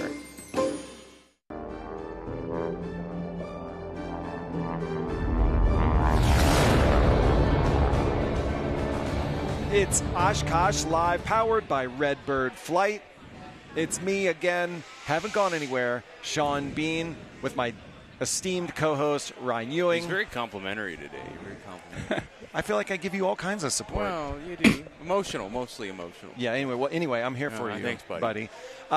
We are now here, 2.5 hours of broadcasting here from the Redbird booth. Things are popping. Young, corruptible minds are being influenced over here. Yeah. We've got people rocking the simulators behind us. Knapp Street starting to fill up. Golf Going carts. Plaza, nice and busy. Absolutely. The busiest air control tower in the world. Right now. over here. Right at this moment. Right at this moment. I believe that it was 118, average of 118 takeoffs and landings a day here. which is obviously pretty incredible. You just have all the stats today.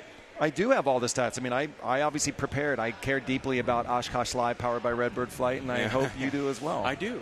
But you are a very statistical guy, and that's what I like about you. Well, thank you. Well, let's transition from some self-promotion to an aircraft walk-around. You all, if you've been with us for the past few days, we've been having some really great packages, doing some aircraft walk-around here on the grounds here.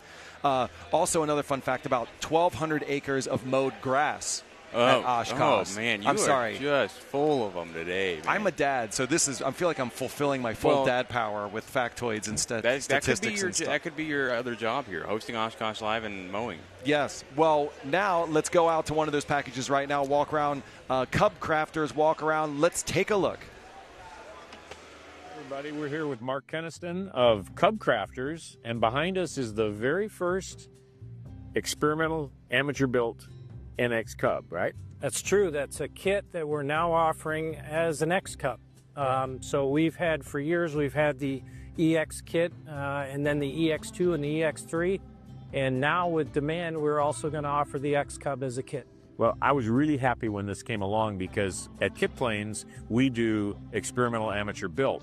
So as such, I couldn't really get my hands on the X Cubs, right? And then you guys dropped this off at my house about a month or so ago and left it for me for 3 weeks. Yes, we took this airplane to paved runways, to unpaved runways, to gravel strips, to dirt, to lake beds, and things that look like runways and some places that didn't look like runways. And you're still smiling. And I'm still smiling because I've really, as a tail dragger pilot my whole life, I love this nose wheel on this Cub. I'm glad to hear you say that because just the other day on social media, I had somebody comment, "What's that doing on there? Why would you have that?" Right. I mean, it looks, okay, let's face it, like a tri-pacer, but you know what? Those are pretty stable airplanes. So tell us about the kit. So the kit, much like our other airplanes, is offered in a box that we have back here. That's our first one in the box. This is serial number 1. It's the kit that I was involved in building for the factory. This is it right here. It's serial number 1. It's a 215 horsepower Lycoming engine. With a constant speed Hartzell prop. It has Lycoming's fuel injection and Lycoming's electronic ignition. It's 2,300 pound gross weight airplane. It's fast. You configure it with either the nose wheel like you flew. Yep. You flew this airplane. Yep. You can configure it as a tail wheel. You can do that too. You can do it with either the spring gear or the legacy triangular shaped gear. Okay. So, and I heard that this one is going to go on floats. This is going on floats. How much were you told about our floats? I won't give anything away. Yeah, please. Yeah, I won't. But it's a great airplane. So how long is it going to take somebody to build one? So we advertise typically on our other 2 kits 800 to 900 hours for that. I've built 2 of them now. I would tell you that I spend a little bit more time than that. But I'm also interrupted, too, with the telephone, the computer, things like that. I kind of get off track. But I would tell anybody, if you can spend 3 to 4 hours a day uninterrupted, and that's the key, uninterrupted by your phone, computer, kids, wife, games, whatever, you can do it in a year or just a little bit more than a year. Okay, that's good. Flying. That's pretty good. That's sure good. And is this traditional open fabric or is this Ortex? Yes, this is exactly what we use in the factory. You're aware of the Ortex. We now offer that on our UL airplanes, but this is polyfiber. Got it. And it also has the PPG paint system on it. Okay. This is a beautifully finished airplane. Thank you. Why don't we take a little look at it and you can show us some of the features? Sure. Absolutely. We'll do that. Yeah. So, Paul, as you know, Piper built around 960 Pacers, but they built over 9,500 Tri-Pacers. So Jim Richmond, along with our other senior leadership team members, thought it was a great idea to have a nose wheel on the front of the airplane. This airplane will do about 95, 96% of anything anybody wants to do in a tailwheel airplane. As I said earlier, a 2,300 pound gross weight, a premium interior, that's what the X-Cub is. It's our premium top-of-the-line airplane. So everything you see is finely appointed in the airplane. Leather side panels, leather seats, a lot of carbon fiber. And one thing to note certainly is our control system is operated in the ailerons with a push rod. So that's in this wing strut here. You don't see any cables. Right. So it's quick acting. It has a taller control stick. It's lighter in roll control, and you feel that instantaneously in the air. The other thing that you'll find with the airplane, the gross weight, the things that we are able to do with the airplane because it has a higher gross weight, you can take this airplane places, you can change the gear configuration. It really does a lot of things. And around the house here, we talk about this as being our switchblade or our Swiss Army knife, if you will. Sure. So many things that you can do with it. This particular airplane has the G3X in it, the Executive Glass Touch, the Garmin Autopilot. It does have our top-of-the-line paint scheme, which is new for this year. And you'll notice our other airplanes also are sporting the same scheme. And this one, as I said, is a nose wheel. Again, you can make it a tail wheel in about 4.5 hours. It's an easy conversion. We lift the airplane up in the air. Yep. Bolts on up here. It sure does. We remove this composite trim here, this fairing, take a different gear leg and move it up here, and it has a different rake forward. Got it. And then take the nose wheel out of it, which is an easy changeover as well, because this nose wheel truss is connected with hardware. It's not welded in there. 4 bolts, you can pull it down, and then we have other composite components to fill in that void. Very nice. Put the tail wheel on it, and you're ready to go. Okay. Really nice. And I see there's a baggage compartment back here. Correct. Yep. Most all of our airplanes have extended baggage. This particular airplane also has 50 gallons of fuel. The seat is what we call our sling seat. It's easily removable. So in theory, you can take the seat out and stack luggage from the rear stick all the way back. All the way back. Yeah. That's a lot of volume. I like to tell people if you can fit it in the airplane, it'll fly it. As long as it's not gold or lead. It is Oshkosh Live, powered by Redbird Flight. It's me, Director of Awesome Shawn Bean, here with founder and editor of Aviation Geeks, Ryan Ewing, but also the Senior Director of Digital Content for the Firecrown Aviation Group. It's good to be back. Man, my intros. You know, it's that's what you do best. It really is. I hype you up. You're the intro guy. And can I do this next intro too? Yeah. I would like to welcome our next guest, our next super awesome guest, the Outfitter-in-Chief.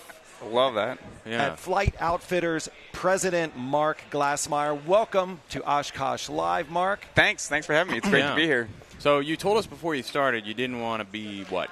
Yeah, I don't want to turn this into a ShamWow commercial. You know, well, why not? Well, I think it's pretty, like the brand's pretty much a celebration of what you see out here, our tribe and the people and this family reunion. So the brand's based in that. So I'd like to talk about, you know, the people and everything and what's going on and how we're doing and how Flight Outfitters, we try to like fit into that tribe, if you will. So, you know, for those at home, those watching who may not know, give us a quick synopsis of Flight Outfitters, what you do, what you don't do. Well, Flight Outfitters is kind of the story of Oshkosh in a way. I came to my first Oshkosh way back in the 1900s, you know, back in the 80s with my grandfather. It sounds weird to say, but it was the 1900s. It was. And so we came to Oshkosh with this whole B-24 Liberator crew. They were all still alive. We get here, and that's the first time I really saw the sea of general aviation airplanes. And to me, that was something I wanted a little bit of a part of. And so, you know, you have high school, college, and you just try to find your way back here, I guess is the right way to do it. And Flight Outfitters became the vehicle that kind of brought me back here. And it really was that I took so much pride in being a pilot. I wanted to show that off, but I didn't want it to be like in your face, I'm a pilot above everyone else. You know, I wanted a little bit of subtlety.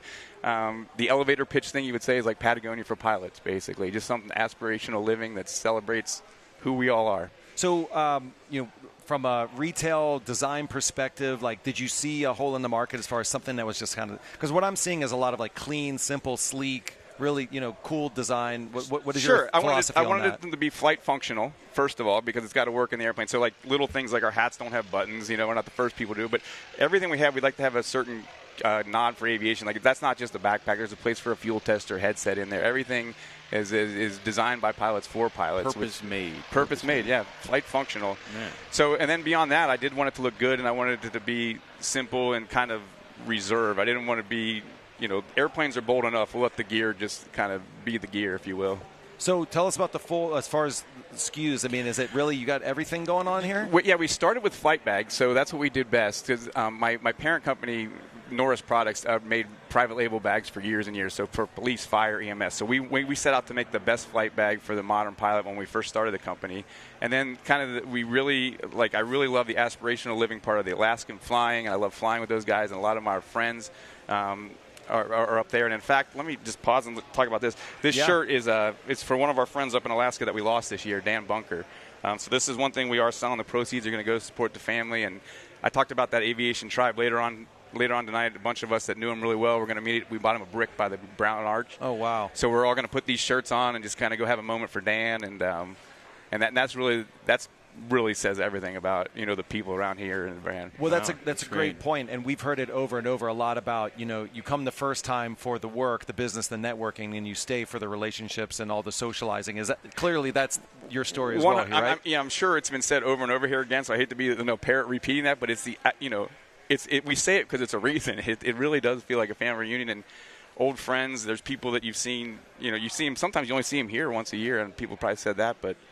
It's like you left. Yeah. There's something. I actually wrote for Airfax. I wrote an article that says, "Do we like people or just pilot? Or do we like people or pilots?" You know. And there's the dynamic like it just crushes these barriers, and like we have a common ground to talk about. We all kind of think the same. We're all kind of a little crazy, a little ambitious, but we get along. We play nice under the Oshkosh tent, I guess is the way we put it. So how long has Flight Outfitters been around for? So we celebrated our 10-year anniversary last year. So this is our 11th year, and we launched at Oshkosh with 2 bags and a booth, and now we've got all the chairs that we welcome people to sit outside of Hangar B. We offer all the Adirondack chairs to sit there. We've got a great display in Hangar B by the bathrooms. Remember B. We have a full line of merchandise there. We also have a great partnership with AOPA, so we're in the AOPA tent. Go see your AOPA gear. You can see Flight Outfitters people there, Flight Outfitters gear, along with all the AOPA gear that we've been blessed enough to start making this year for AOPA, and that's been a great relationship as well. So tell me, in the past handful of years, like, have you been scrolling on the socials or maybe flipping through a magazine and seeing your merch in like a cool photo or in a cool spot? Do you have anything that stands out to you, or where you've seen Flight Outfitters merch I'll show tell up? you, and not to get too savvy, but when I have those moments, it's when because my grandfather and all those B-24 Liberator crew, they're all gone now. So many of those, that greatest generation is. So I have those moments when I'd be like, man, I wish Grandpa could see that dude just walk by with that hat on. You know what I mean? Like, it was like I see Flight Outfitters in the wild.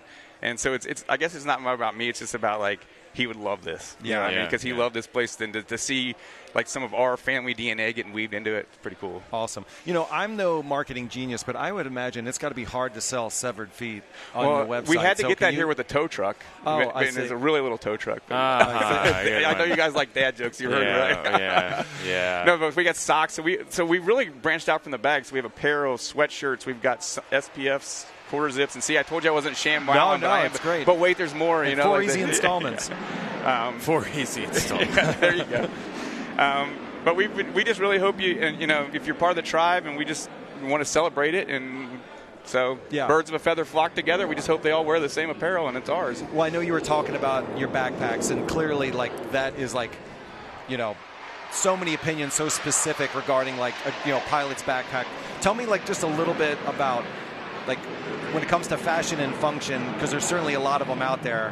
What are the key elements that an ideal backpack for pilots is going to have, or in that your Flight Outfitter backpacks are going to have?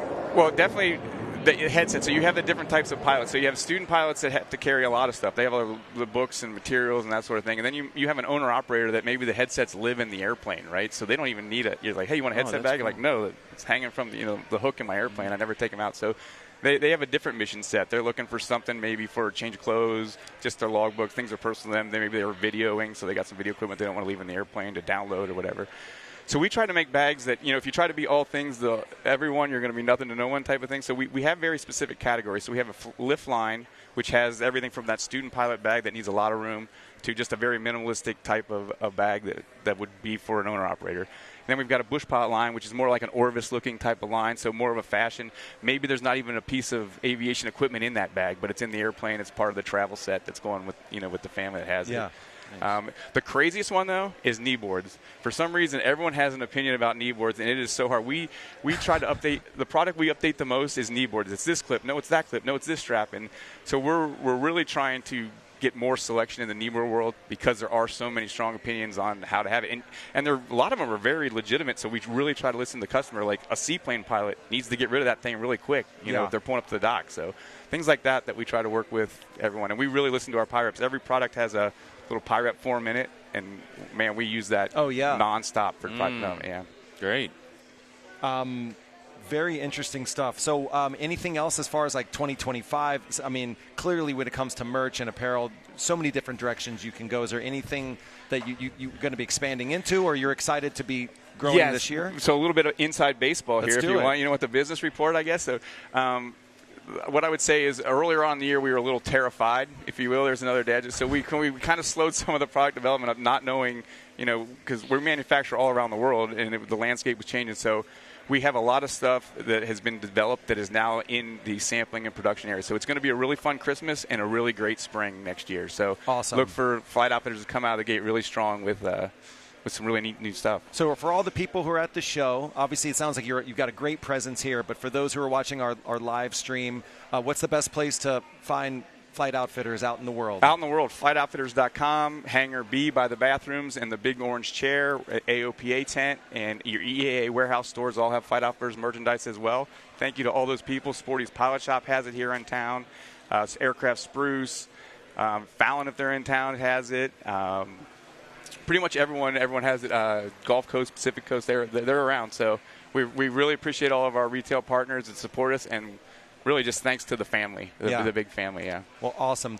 Well, thank you very much to the Outfitter-in-Chief with Flight Outfitters. I'm never going to let that one down, but thank you. Mark Glassmeyer, thanks for coming by. Again, super slick, really great-looking stuff. Congratulations, and we're rooting for you.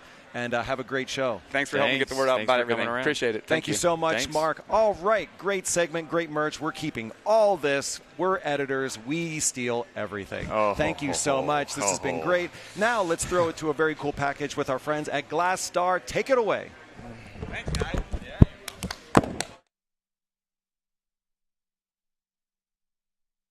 Well, hi, everybody. Tom Wilson here at AirVenture 2025. I'm talking to Amy Wilkins about Glass Star. And when and why the Glass Star? I learned to fly back in 2013. I had a Cessna 150 for 6 years. I loved it, but eventually I grew tired of not being able to go where I wanted and take what I wanted.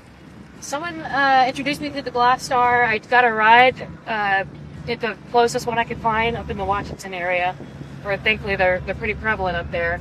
Immediately fell in love, found this one for sale on the classifieds on the forum, picked it up in 2020 from a builder. His name was Richard Stewart. He built it in 2000, so it was 20 years old when I bought it. It got its paint job in 2002, this lovely yellow color that has grown on me very slowly. It does everything I wanted to do. I needed it to be affordable. I'm far from living that retired life. I came from a 150, right? That is my world. And so it had to be affordable, but I wanted it to be more capable, and the Glass Star just checked all those boxes. And I was looking for a tailwheel. When I bought it, it was in trike. Got it converted to a tailwheel, and it's just everything I was looking for in an airplane. Great. I'm old enough that I learned to fly in a 150. Yeah. So, it's kind of gone off the deep end, really. 150's been... What's been the best thing for you about moving from the 150? Definitely cruising speed. One of the first things I noticed was even with a 10 or 20 knot headwind, I still have a triple-digit ground speed, which warms my heart. So really, it's the speed difference, the payload difference, the fuel, just being able to go faster, farther, and take more. And then obviously my husband still does it on 7 to 8 gallons an hour. That's me. It's been very, very simple. I'm an aircraft mechanic. I got my license in 2022 and did the Part 147 around my GI Bill. So I've been able to use that to do all the maintenance. Being an experimental, I do all the condition inspections. Huge advantage. Huge advantage. It's extremely simple because the construction is extremely simple. There's not even an oleo strut or anything like that. I can rebuild. You got wheel bearings. You got your inspection of your main structure. It's very easy to maintain.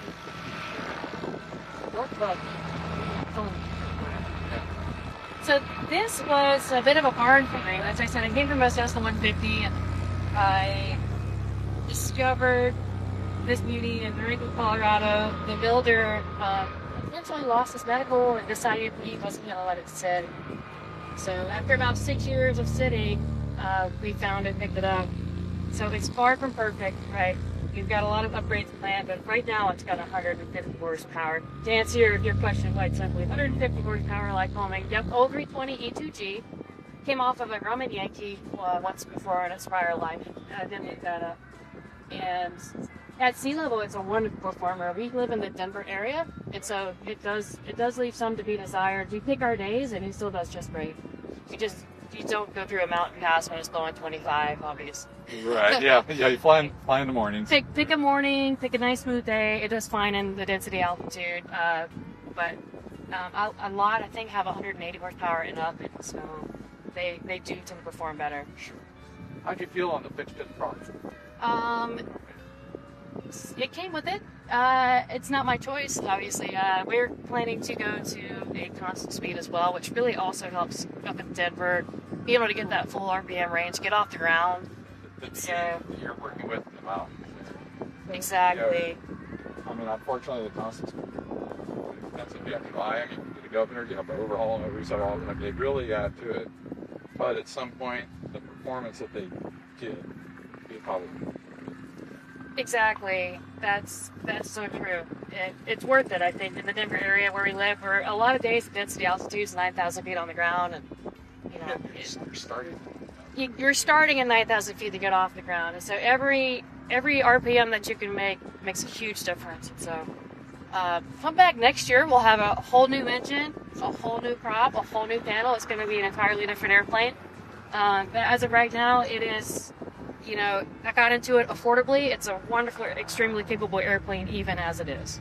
And you're camping here? Do you camp out in the west in the mountains? Is that what you I do, yeah. Actually, I've taken this on a few camping trips. This is the 10 I usually take with me, too. So I went out solo last year for a 4-day kind of a camping trip. I fit a folding bike in the back, a tent, just go have a great time. It's got tons of baggage space, 250-pound capacity. Which is something we don't talk about a lot in off-road airplanes. But if you're going off-road, you have to carry it all with you.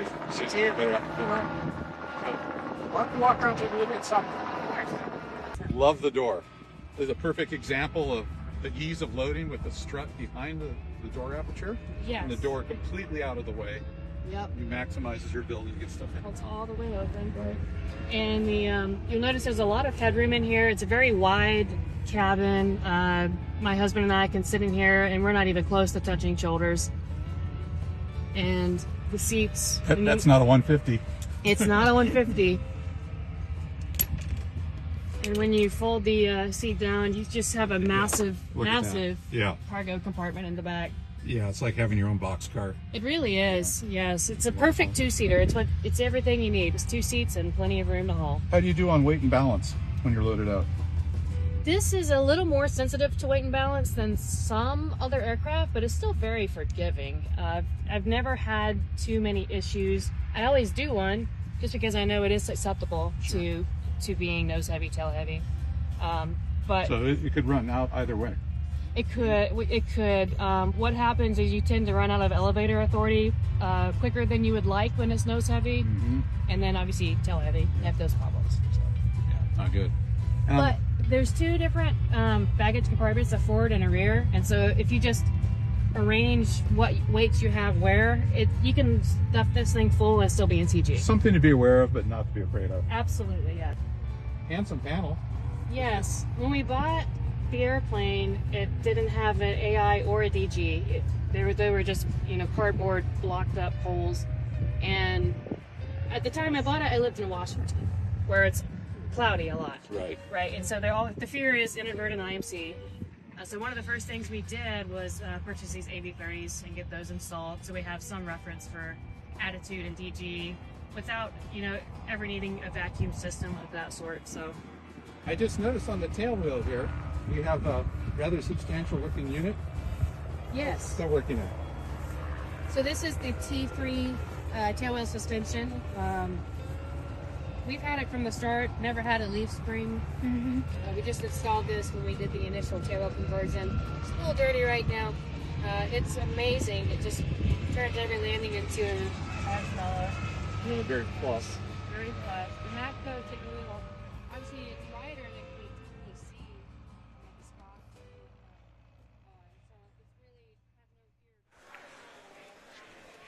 It's Oshkosh Live, powered by Redbird Flight. We are about to wrap up in 2 minutes, 3 hours of coverage here on day 3, Ryan. How's your throat feeling? I'm feeling strong. Like you said, a lot of coffee, a lot of free merch. A lot of merch. Severed legs. Our producer, Kaylee Nix, is crushing it. Our crew is crushing it. It's been an amazing day so far with a lot more to come. We're actually going to be throwing it to our man, Russ Niles from AvWeb next. What's he got cooking? He's got the Lockheed Super Constellation. Pretty rare bird. It still flies. Sitting right out over here near Boeing Plaza. And he's checking it out live. Awesome. We want to make a special thanks to Avemco. And let's throw it to Russ Niles now.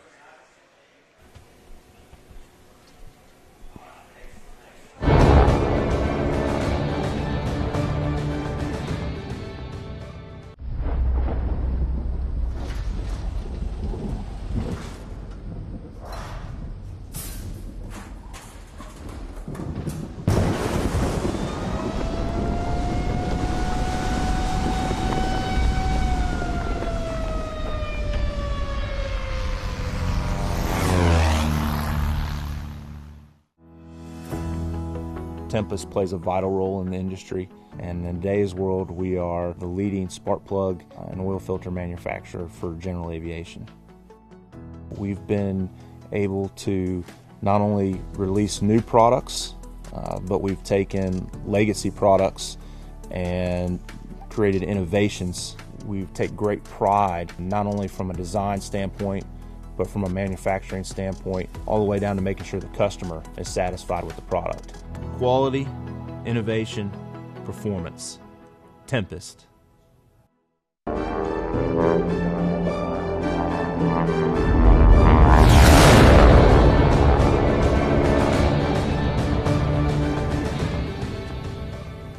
Hello everyone, Russ Niles reporting for AvWeb, live from the cockpit of the most beautiful airplane on the field. Don't argue with me, you're wrong. The Lockheed Super Constellation Bataan is on Boeing Plaza. It is a beautifully restored Super Constellation. Was operated as the personal airplane for General Douglas MacArthur during the Second World War and afterwards. Just oozing with history, and it's such a great honor to be able to be on board this airplane. And it's truly a great honor to be in the presence of one of the greatest pilots in the world. Steve Hinton, you fly the Super Connie. Tell us all about it. Well, I hate to correct you, but it's not a Super Connie. It's not. It's a Connie, but it's it a is Connie. Super. Okay. Okay. Yeah, this is just what they call a baby Connie. Ah. Yeah, this is the like a 749. It's an Air Force C-121A, and built 1948. And like you mentioned, saw service with as General MacArthur's transportation, and it traveled all the South Pacific multiple times. After his tour of duty, he was retired from position, or as history books tell us, he was fired. It still remained in service and flew who's who. If you read the logbook, all the generals that you've heard about in history. This was one of the Pacific airplanes that flew them here and there and wherever, and pretty honored to be able to have it. The airplane, after its military tour, so to speak, it went to NASA, and it was one of 13 Connies they had at NASA that for NASA missions. It was an electronics communication airplane, and served in places all over the world with NASA. And then it was retired and went to Fort Rucker, and it was there for probably almost 20 years, and then the Planes of Fame Museum out of Chino, California was able to acquire it. And we had it for 20 years there. We kept it out of Grand Canyon, our museum out of Grand Canyon. And when the Air Foundation came to us, and they were looking for a special airplane, and we realized that they had the ability and they had the reputation, and they can do a real nice job showing this to the people and taking care of it. That we made sure that they ended up with it, and it took us 8 years of rebuilding it to get her flying. We went down right down to the basic structure and all the systems, new engines, and everything about it. And most recently, we flew it about a year and a half ago, 2 years ago, first several times. Put about 50 hours on it then. And then it just came out of the interior. So as you walk through it and notice the interior, it's very custom, but it's very period and sticks with the patina, so to speak, of this airplane. So we're really proud of the airplane, and I think it's going to be available at many air shows for people to enjoy. So the numbers change from time to time, but this is one of either 2 or 3 flyable Connies in the world, correct? From what we've been able to tell, there's one in Australia that flies occasionally, and then we understand John Travolta just purchased the one that was in Kansas City, the Save a Connie, and we know some of the fellas that are working on that right now to get it going, so hopefully we'll get that one going soon. Okay, well, speaking of flying, what's it like to fly? Well, I don't have a lot. Run us through all the controls and stuff like that. I don't have a lot of experience with big airplanes like this one, but I just tell everybody it flies like a big boat. It's smooth and nice and quiet and fast for what it is. I mean, it cruises at 300 miles an hour. Really, it's it carries 5,900 gallons of gas. If you want to fill it up, it'll go a long way. It's quiet and smooth and comfortable. We don't have an autopilot in it. It originally had an autopilot, and at some point in time we'll get one installed again. But the controls are heavy, but they're responsive. And we have a flight engineer sits in this third position here, you can see, and he's the busiest guy going. He handles all the starting and shutting down and power settings, cooling requirements, fuel control. So we have our intercom where we work as a team. Everybody has a function, the 3 of us here as a flight deck. But like I say, the goal was to make something that would be maintainable and be reliable. And so we were able to come up with the configuration we're in right now. So how faithful is this to the original? It looks all so crisp and pristine and well put together. Is this how they came out of the factory? Well, they're different colors. We tried to stay with the idea, try to make it simple and easy to maintain. But yeah, that's pretty much it. The flight engineer has a small area. He's got circuit breakers and switches, and we've added a few things here and there. But that's just basically it. Yeah. So, flight engineer starts up. Give us an idea of the of taxi and run up and all of the processes that you go through. How long is the checklist? Well, checklist isn't that long, but it still takes 5-6 minutes to go through it, and we work as a team. Our flight engineer and co-pilot work back and forth with the checklist, and we all respond. You go through the pre-start, then the after start, before taxi, before takeoff, and then after takeoff, and then in range when you're getting near the airport to land. We brief everything in between each one of those scenarios I told you about, then pre-landing check, and then after landing check, and parking check. So it sounds complicated, but it's really not. Our flight engineer, Jeff Weitzel, is a retired Delta captain and has a lot of experience in these kind of planes as well, too. And Stu Dawson and I both trade off flying. Stu right now is unavailable to fly right now, but he's very much he was the experienced person. He's flown a lot of different big airplanes, and Stu did all the flying initially.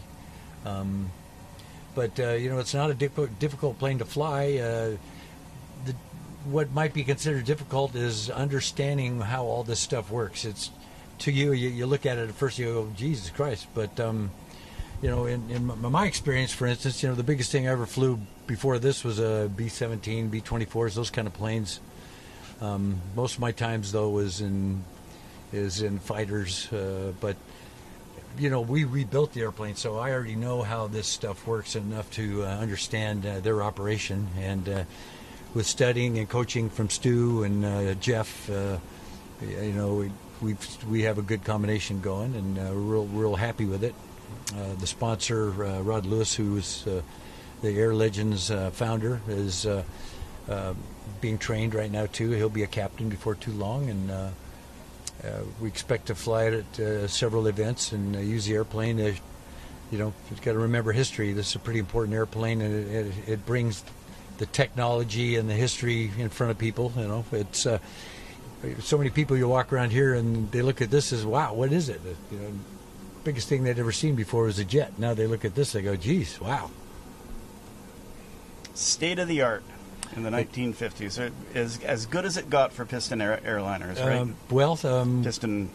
Transports. This and the DC-7 were the epitome, the absolute, fastest, longest range airplanes flying before the jets came around. So, Drew, draw your attention to this. I guarantee it didn't come out of the factory with that. Air show smoke system. Yeah, that's just part of the display. And you take it to air shows. What's the reaction? Well, it's well accepted. Everybody that we've talked to never got a negative comment. They're impressed by not just its how clean it is and how polished in the paint job, but they stick a look in the wheel wells, and really it's easy to explain the technology back then, why it's this way. We get a lot of the basic questions all the time, as how fast is it, and how far will it go, what does it weigh, that kind of stuff. You get people who've been on it? Yes, surprisingly, not as many as you think, though. A lot of the old timers, and to have flown this in the military, you got to be in the 80s, and there are some 80-year-olds here. Matter of fact, here at Oshkosh, we met yesterday that were Constellation pilots. And, they use Constellations. The Super Connies, for instance, were modified to be, or not modified, built to be, Navy, those Navy radar airplanes. Right. And they'd be airborne all the time for 15, 16 hours, as their mission. That was kind of normal. And, airplane did a great service. It did what it was built to do, and we're fortunate enough, especially to have found one with this kind of history behind it. So, okay, well, why don't we take a walk back through the cabin, and we'll show the beautiful, brand new interior that was created for this unbelievable airplane. Yeah, the interior was installed by a company, Aero Metal, out of Aurora, Oregon. They're up near Portland. We can stop up here. So this is kind of a crew rest area, right? Yeah, a crew rest area right here. So, and if you look above, you can see where they were able to take celestial navigations. Back in those days, everything was an ADF navigation or a celestial navigation, especially over the water, those long distances. Right. And also over here, we don't have anymore, but they had like a periscope that would come up with a unit on top. You could look down, and it's called a drift meter, and you could watch the track of the airplane versus, I don't know how they figure out its cross track, like with winds and all that. Well, there's a long flight necessity. Yeah, this is a restroom that's been designed, and it's modern, obviously, but we tried to keep it with that, like I said, that patina of the era. Kitchen. Galley. Yep. Kitchen galley, you betcha. Conference room next. In the conference room, you see the table, how it's built, with a Constellation name there. If you look behind you, here's a brief layout history of the airplane. As it first served as a C-121A, it was part of the Berlin airlift, and that became MacArthur's plane. And then lastly, all the way to the right, is when it was a NASA airplane. 422, NASA 422, the N number 422NA. Airplane's heated and air conditioned, and the air conditioning is all done electrically instead of from. Originally, the outboard engines ran air compressors to pressurize the airplane and for heating and air conditioning, but we did not install. Probably 14,000 feet, as high as we'll probably ever fly it. We flew it out here from Oregon in 5.5 hours at 11,500 feet. So it motors right along about 300 miles an hour true airspeed. So it's, and how much fuel? A lot. It burned probably, 2,700 gallons, something like that. In the 5 hours? Yeah. So a little bit more than 500 an hour. Yeah, pretty much. Yeah, just a little bit. Depends on the horsepower. If you slow it down, it gets more economical, but... a little bit more than your Corolla there, Drew. It's like anything else. Get your foot down on the gas pedal there and go. And part of it, too, is, we're learning the airplane, and, we'll adjust accordingly depending on the mission and all. All the comforts. And, it's well insulated, and you can have a conversation back here without raising your voice. It is, I wouldn't say noisy, but it is, you got 5,000 horsepower out there and you're going 300 miles an hour. There's a lot of noise to contend with. Lastly, look at the back there. That's a rest area. And that bulkhead in the back was a pressure bulkhead, but if you had to go in the back and do any, the power unit is back there, and also if you had to do any maintenance for some reason, like a hydraulic leak in the flight controls, the flight controls are hydraulic boosted, but you could go back there and inspect it if you needed to. One of the great things about live TV is now we have to go down a set of stairs to the concrete, and I don't think there's any elegant way to do that, is there, Drew? We're just going to do it. Do it.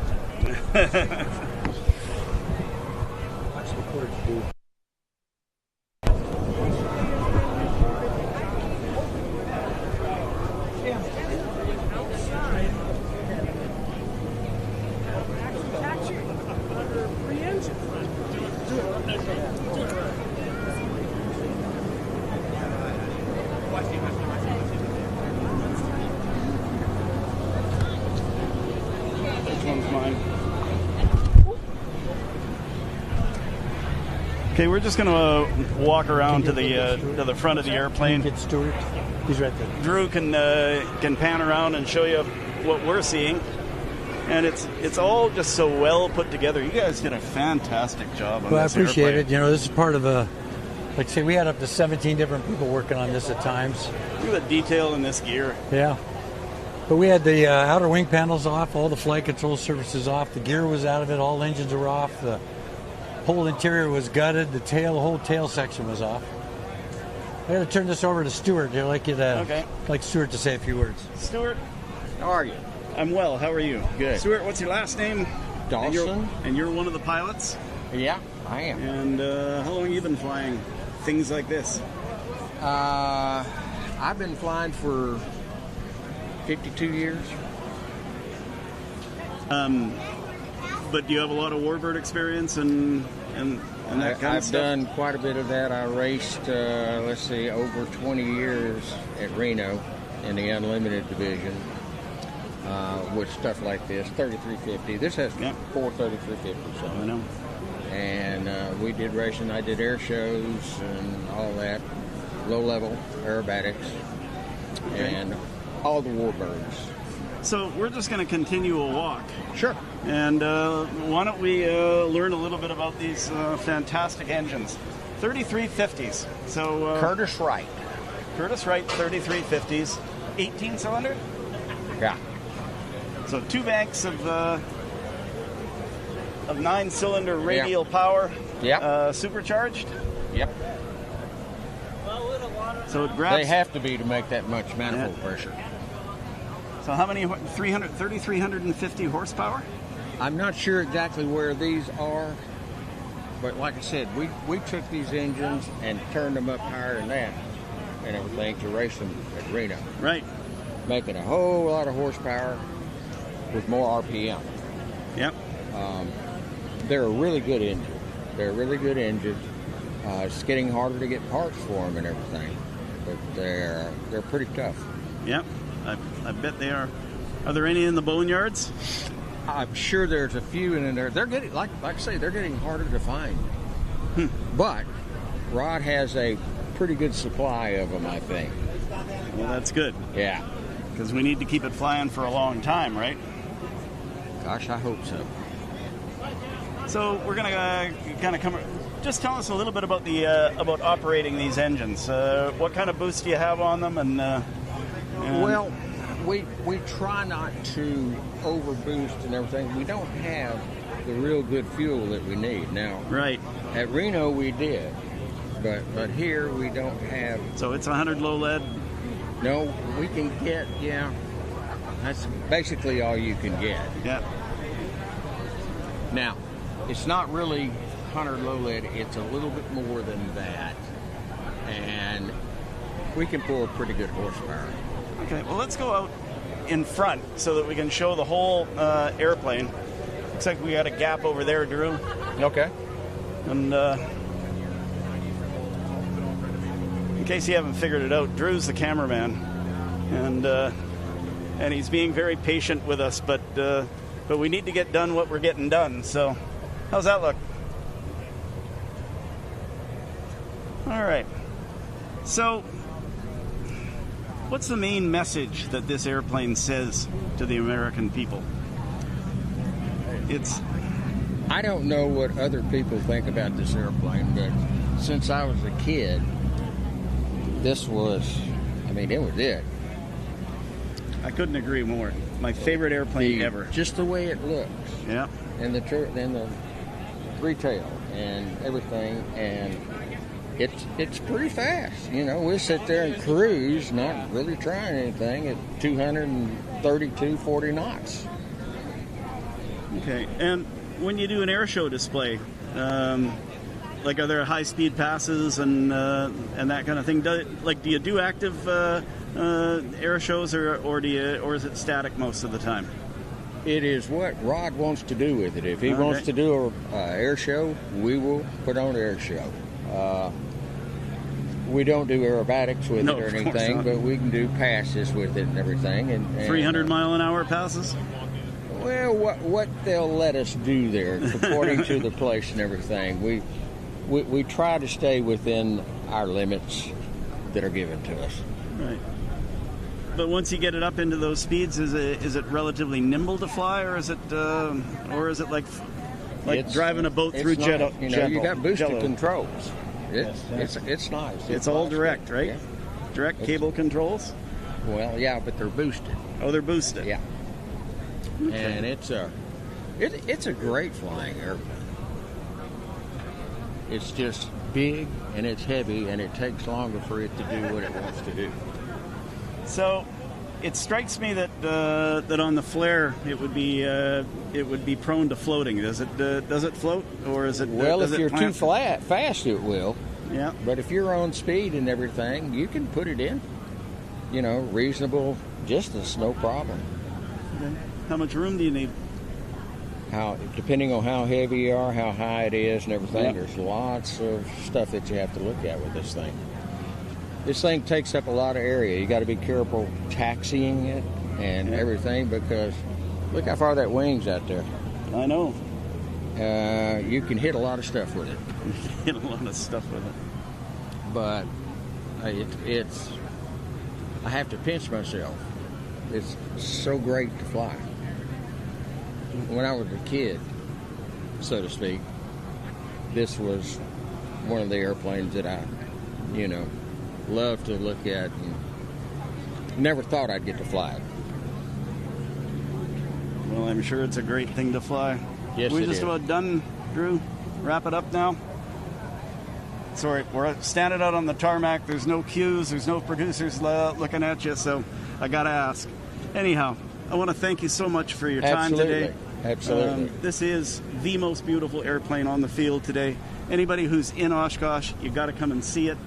You unfortunately won't be able to get on it like we did, but I'm here to tell you that it is the most beautiful airplane I've ever seen. Russ Niles reporting for AvWeb from EAA AirVenture 25 in Oshkosh. Thanks for watching. Thank you, sir.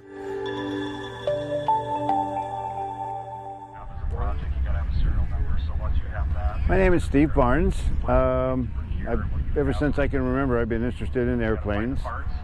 I've had several certified airplanes, and it got a little boring, so I decided to get into the home-built market. Years ago, I built an RV-4, And that was great and exciting, but then I wanted something more, so I decided to build an RV6 around a 540 300 horsepower engine.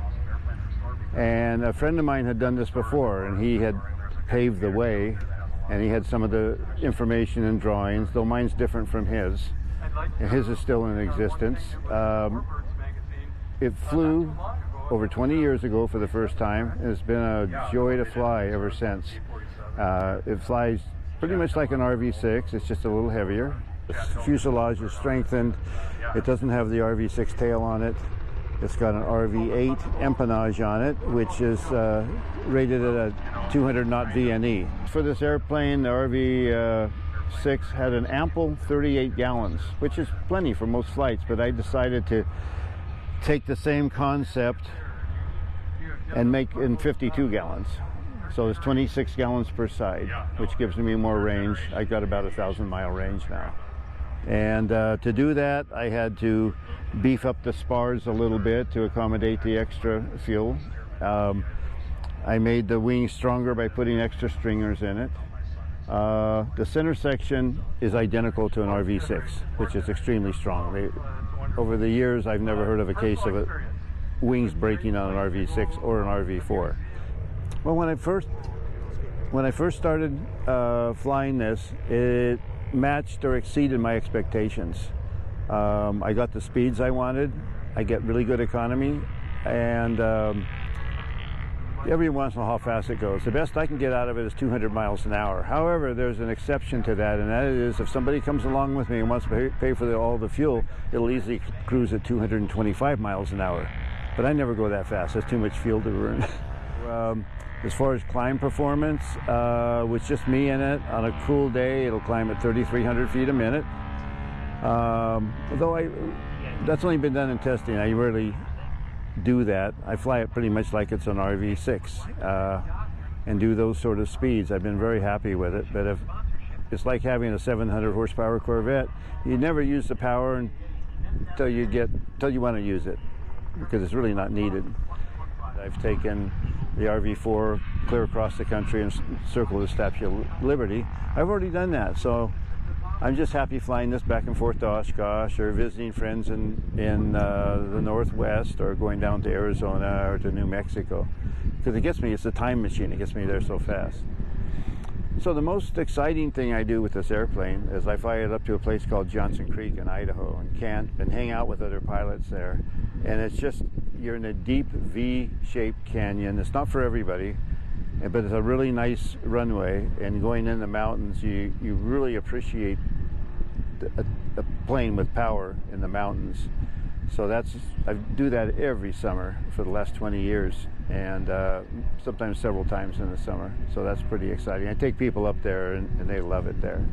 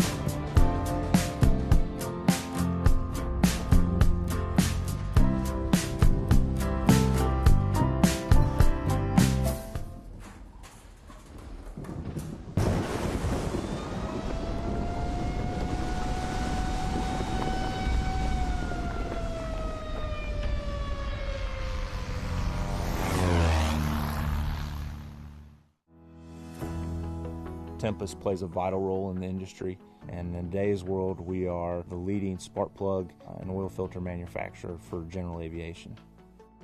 We've been able to not only release new products, but we've taken legacy products and created innovations. We take great pride, not only from a design standpoint, but from a manufacturing standpoint, all the way down to making sure the customer is satisfied with the product.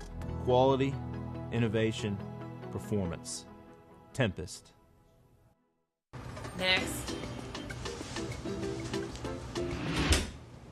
So where do you see yourself in 5 years?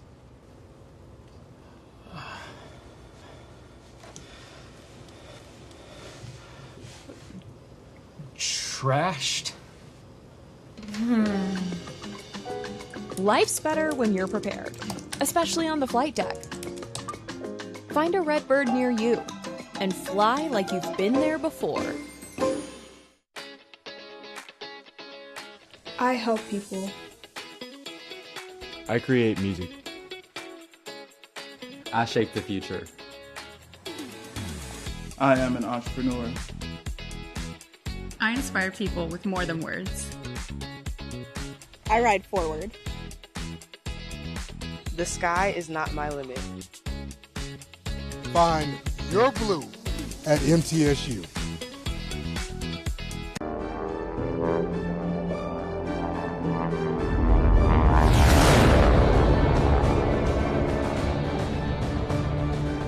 It's Oshkosh Live, powered by Redbird Flight. We are still here, still rocking in the Redbird booth. The place is buzzing. Sun is coming out. Things are heating up again.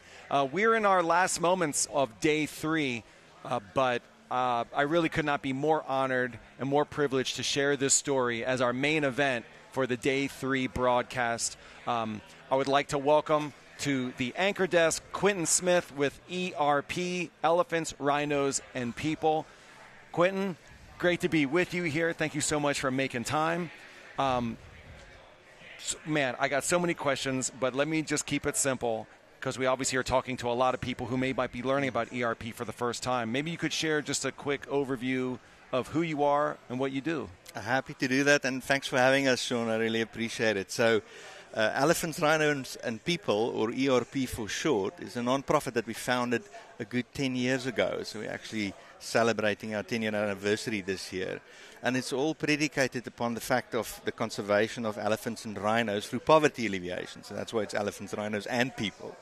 And, it's underpinned by a strategy to acquire land, and we've acquired large tracts of land in South Africa and putting boots on the ground to take care of the animals over there.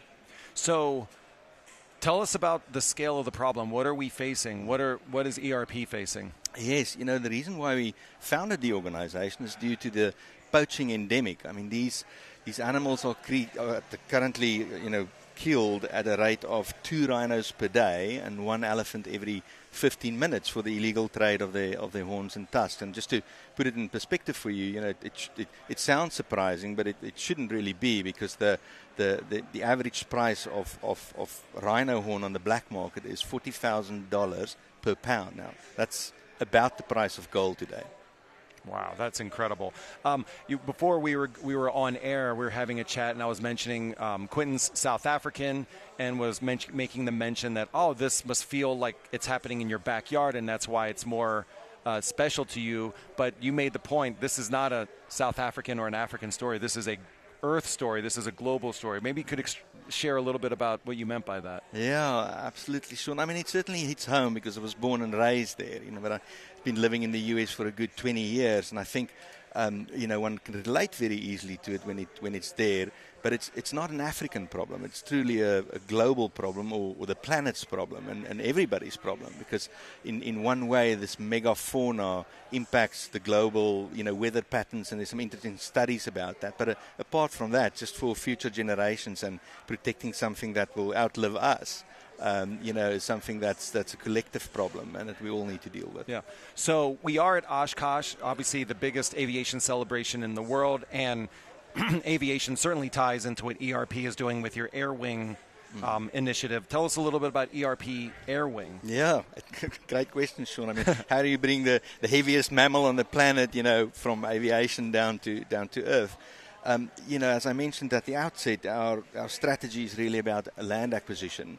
And, the more land we acquired, the more boots we needed to put on the ground. And it's just grown so big that we just can't do it anymore. It's just not not too many animals and not enough boots. So we needed an eye in the sky. So we reverted to general aviation and launched the ERP Air Wing. And the intention is to put a small fleet of single-engine aircraft in southern Africa, Namibia specifically, and because it's just a very sparsely populated country, and fly from there and fly anti-poaching missions and so on out of the sky. So I know our viewers at home may not be able to see, but right outside the Redbird booth here, we have an NX Cub, an ERP NX Cub. We're here at the Redbird booth. Tell us a little bit about the aircraft and your relationship with Redbird. Yes, so, when we launched the program, we were fortunate that Redbird gave us a pioneering donation, which opened the door for a handful of other donors that gave us significant donations and put us in a position to acquire our first plane. So, we took delivery of it yesterday at the press release. It's standing right outside of the booth here, and we decided on Cub Crafter's NX Cub because we needed a backcountry aircraft, but we also needed one that's flexible and that all pilots can fly.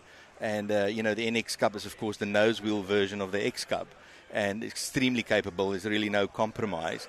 But there's significant savings in terms of insurance and reduction in risk and things like that, which is why we opted for the plane.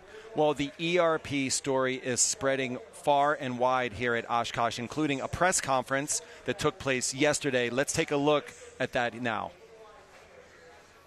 Okay, welcome everybody. Thanks for coming out. I appreciate you taking the time. I know there's a lot of other media stuff going on today, so thanks for making time for ERP to come by here and watch as we take delivery of our first airplane. And I think it's going to be the very first NX Cub in Africa. It will be. First NX Cub in Africa when we get it over there in a couple of months.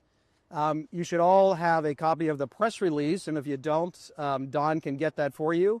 We also have thumb drives for you, and they have the press release on it.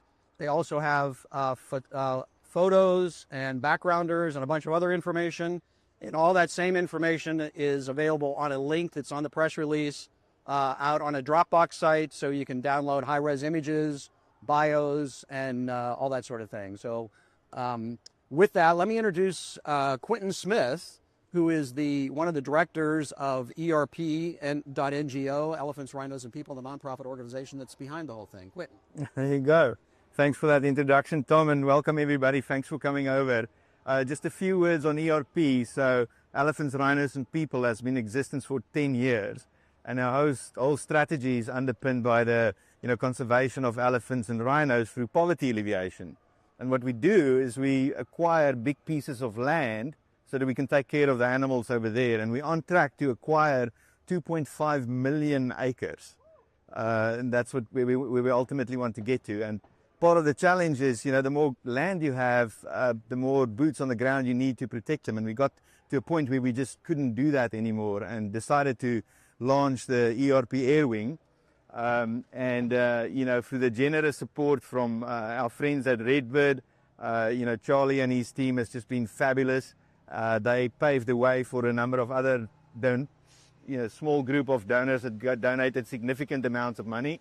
They put us in a position to acquire our first plane, and Cub Crafters helped us in any way they can to get there. And so that's our first plane. And for the second plane, we had a lot of pilots coming to us and say, look, we'd love to participate and contribute, but, the donation levels you guys are talking about is not quite in our reach. So what we decided to do is to launch a signature campaign in which we'll give 500 pilots the opportunity to donate $1,000 each, and then they'll get their name on the plane and, an opportunity to fly in Africa at some point. And once we have the second plane, we'll put them both in a container, ship them over to Africa and start executing on our mission. So very excited about that. I'm going to hand it over to Brad Dam, VP of Sales from Cub Crafters, He's just been a friend of ERP and a big supporter of the organization. Brad. All right, well, thank you, Quentin. Cub Crafters has been building airplanes for conservation since the mid-1980s. So when first Tom and then Quentin approached us about being part of this project, we were all in from day one. Super excited about it. We think it's amazing the work that they're already doing and the multiplier effect that these airplanes will have on that work. It's going to be saving dozens of rhinos, hundreds of elephants, impacting the lives of thousands of people in Africa. So we're super excited about it. This airplane here is a Cub Crafters NX Cub. So it's the nose wheel variant of our Part 23 certified X Cub. And it's a very easy airplane to fly. Part of this, one component of this, like Quentin mentioned, is U.S. pilots coming to Africa and having the opportunity to fly these airplanes. And we wanted the airplanes to be available to as wide a range of people as possible. Only 15% of U.S. pilots have a tailwheel endorsement. So having the extremely backcountry capable nose wheel variant of the airplane made a whole lot of sense for everybody involved. This will be the first airplane going. The second airplane is either in the process of being built or just about to start being built. I'd have to check our schedule. And then both of these airplanes will be going to Africa. And then hopefully we'll be able to scale it from there and have a whole bunch of airplanes doing a lot of conservation work in South Africa and Namibia. There you go. And with that, I think we have a little piece of paper here we need to sign. Been looking forward to it. To make it official. There you go. Thanks, man.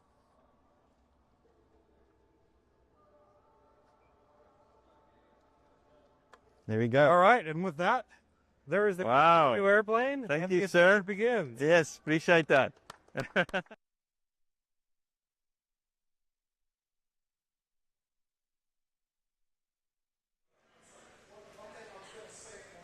That was great. Thanks for sharing that. That was ERP's press conference yesterday. One of the familiar faces you would have seen in that video is right here next to me, Quentin Smith with ERP.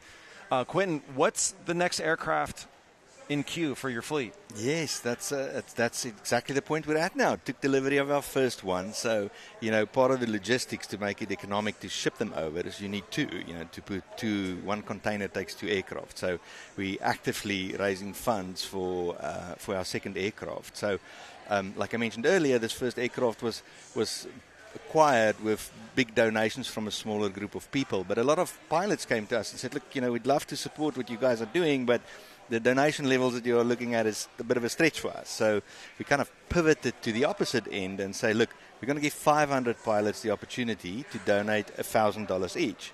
And we launched the signature campaign, which is basically, if you make the donation, we'll sign your name on the plane. So it's going to be 250 signatures on the one side and 250 signatures on the other side, and it's going to be an aircraft by pilots for pilots. That's and, amazing. You'll have your name flying in Africa, until you get there to do so yourself. That's incredible. In doing research for this interview, just this stat jumped out to me. Over 97% of the black rhino population lost in the past 60 years. That's just staggering. It is. I mean, the black rhinos are critically endangered. And what's also interesting is that 80% of the world's population of elephants and rhinos are in southern Africa. So, those countries, South Africa, Namibia, Botswana, Zimbabwe, that kind of area of the world.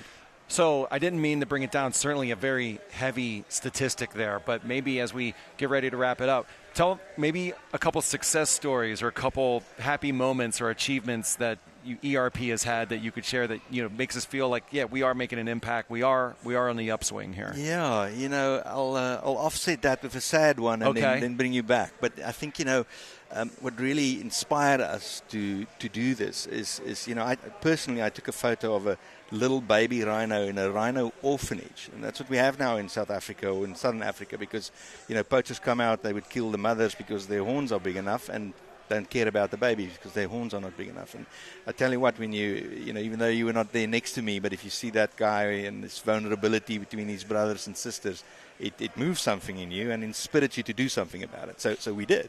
And that was how we founded ERP, Elephants, Rhinos and People. And I can tell you that the areas that we control now, and we are on track to acquire or control 2.5 million acres. That's incredible. So big pieces of land, because you have to control that to protect the animals. And in the areas where we have air surveillance, we've had zero poaching. So wow. We've been able to, not reduce the safety rate or anything like that, but really bring it down to zero. So clearly, there are going to be people moved by your story, the story of ERP. For those who want to get involved, support, be a part of the story, where can they find you? What's the best place to locate you? Yes, our website is really easy. It's erp.ngo. So Echo Romeo Papa, November Golf Oscar. For our pilots, you can go there and there's an opportunity right at the top of the page. It says donate, and you can go to our signature page, signature campaign page, and contribute there. And we'd be very grateful for any support we can get. Well, we could not have ended on any more special or impactful story than the ERP story, Elephants, Rhino, and People. Quentin Smith, thank you so much for what you're doing and what you continue to do. We're rooting for you. We're cheering for you in the organization. And thank you so much for making time with us. Thank you. That is a wrap on day 3 of Oshkosh Live. But be back with us tomorrow, 8:30 a.m. Central Time for day 4, the final day of broadcasting from the world's largest aviation celebration. Thank you so much for being with us. I'm Shawn Bean. Have a great day.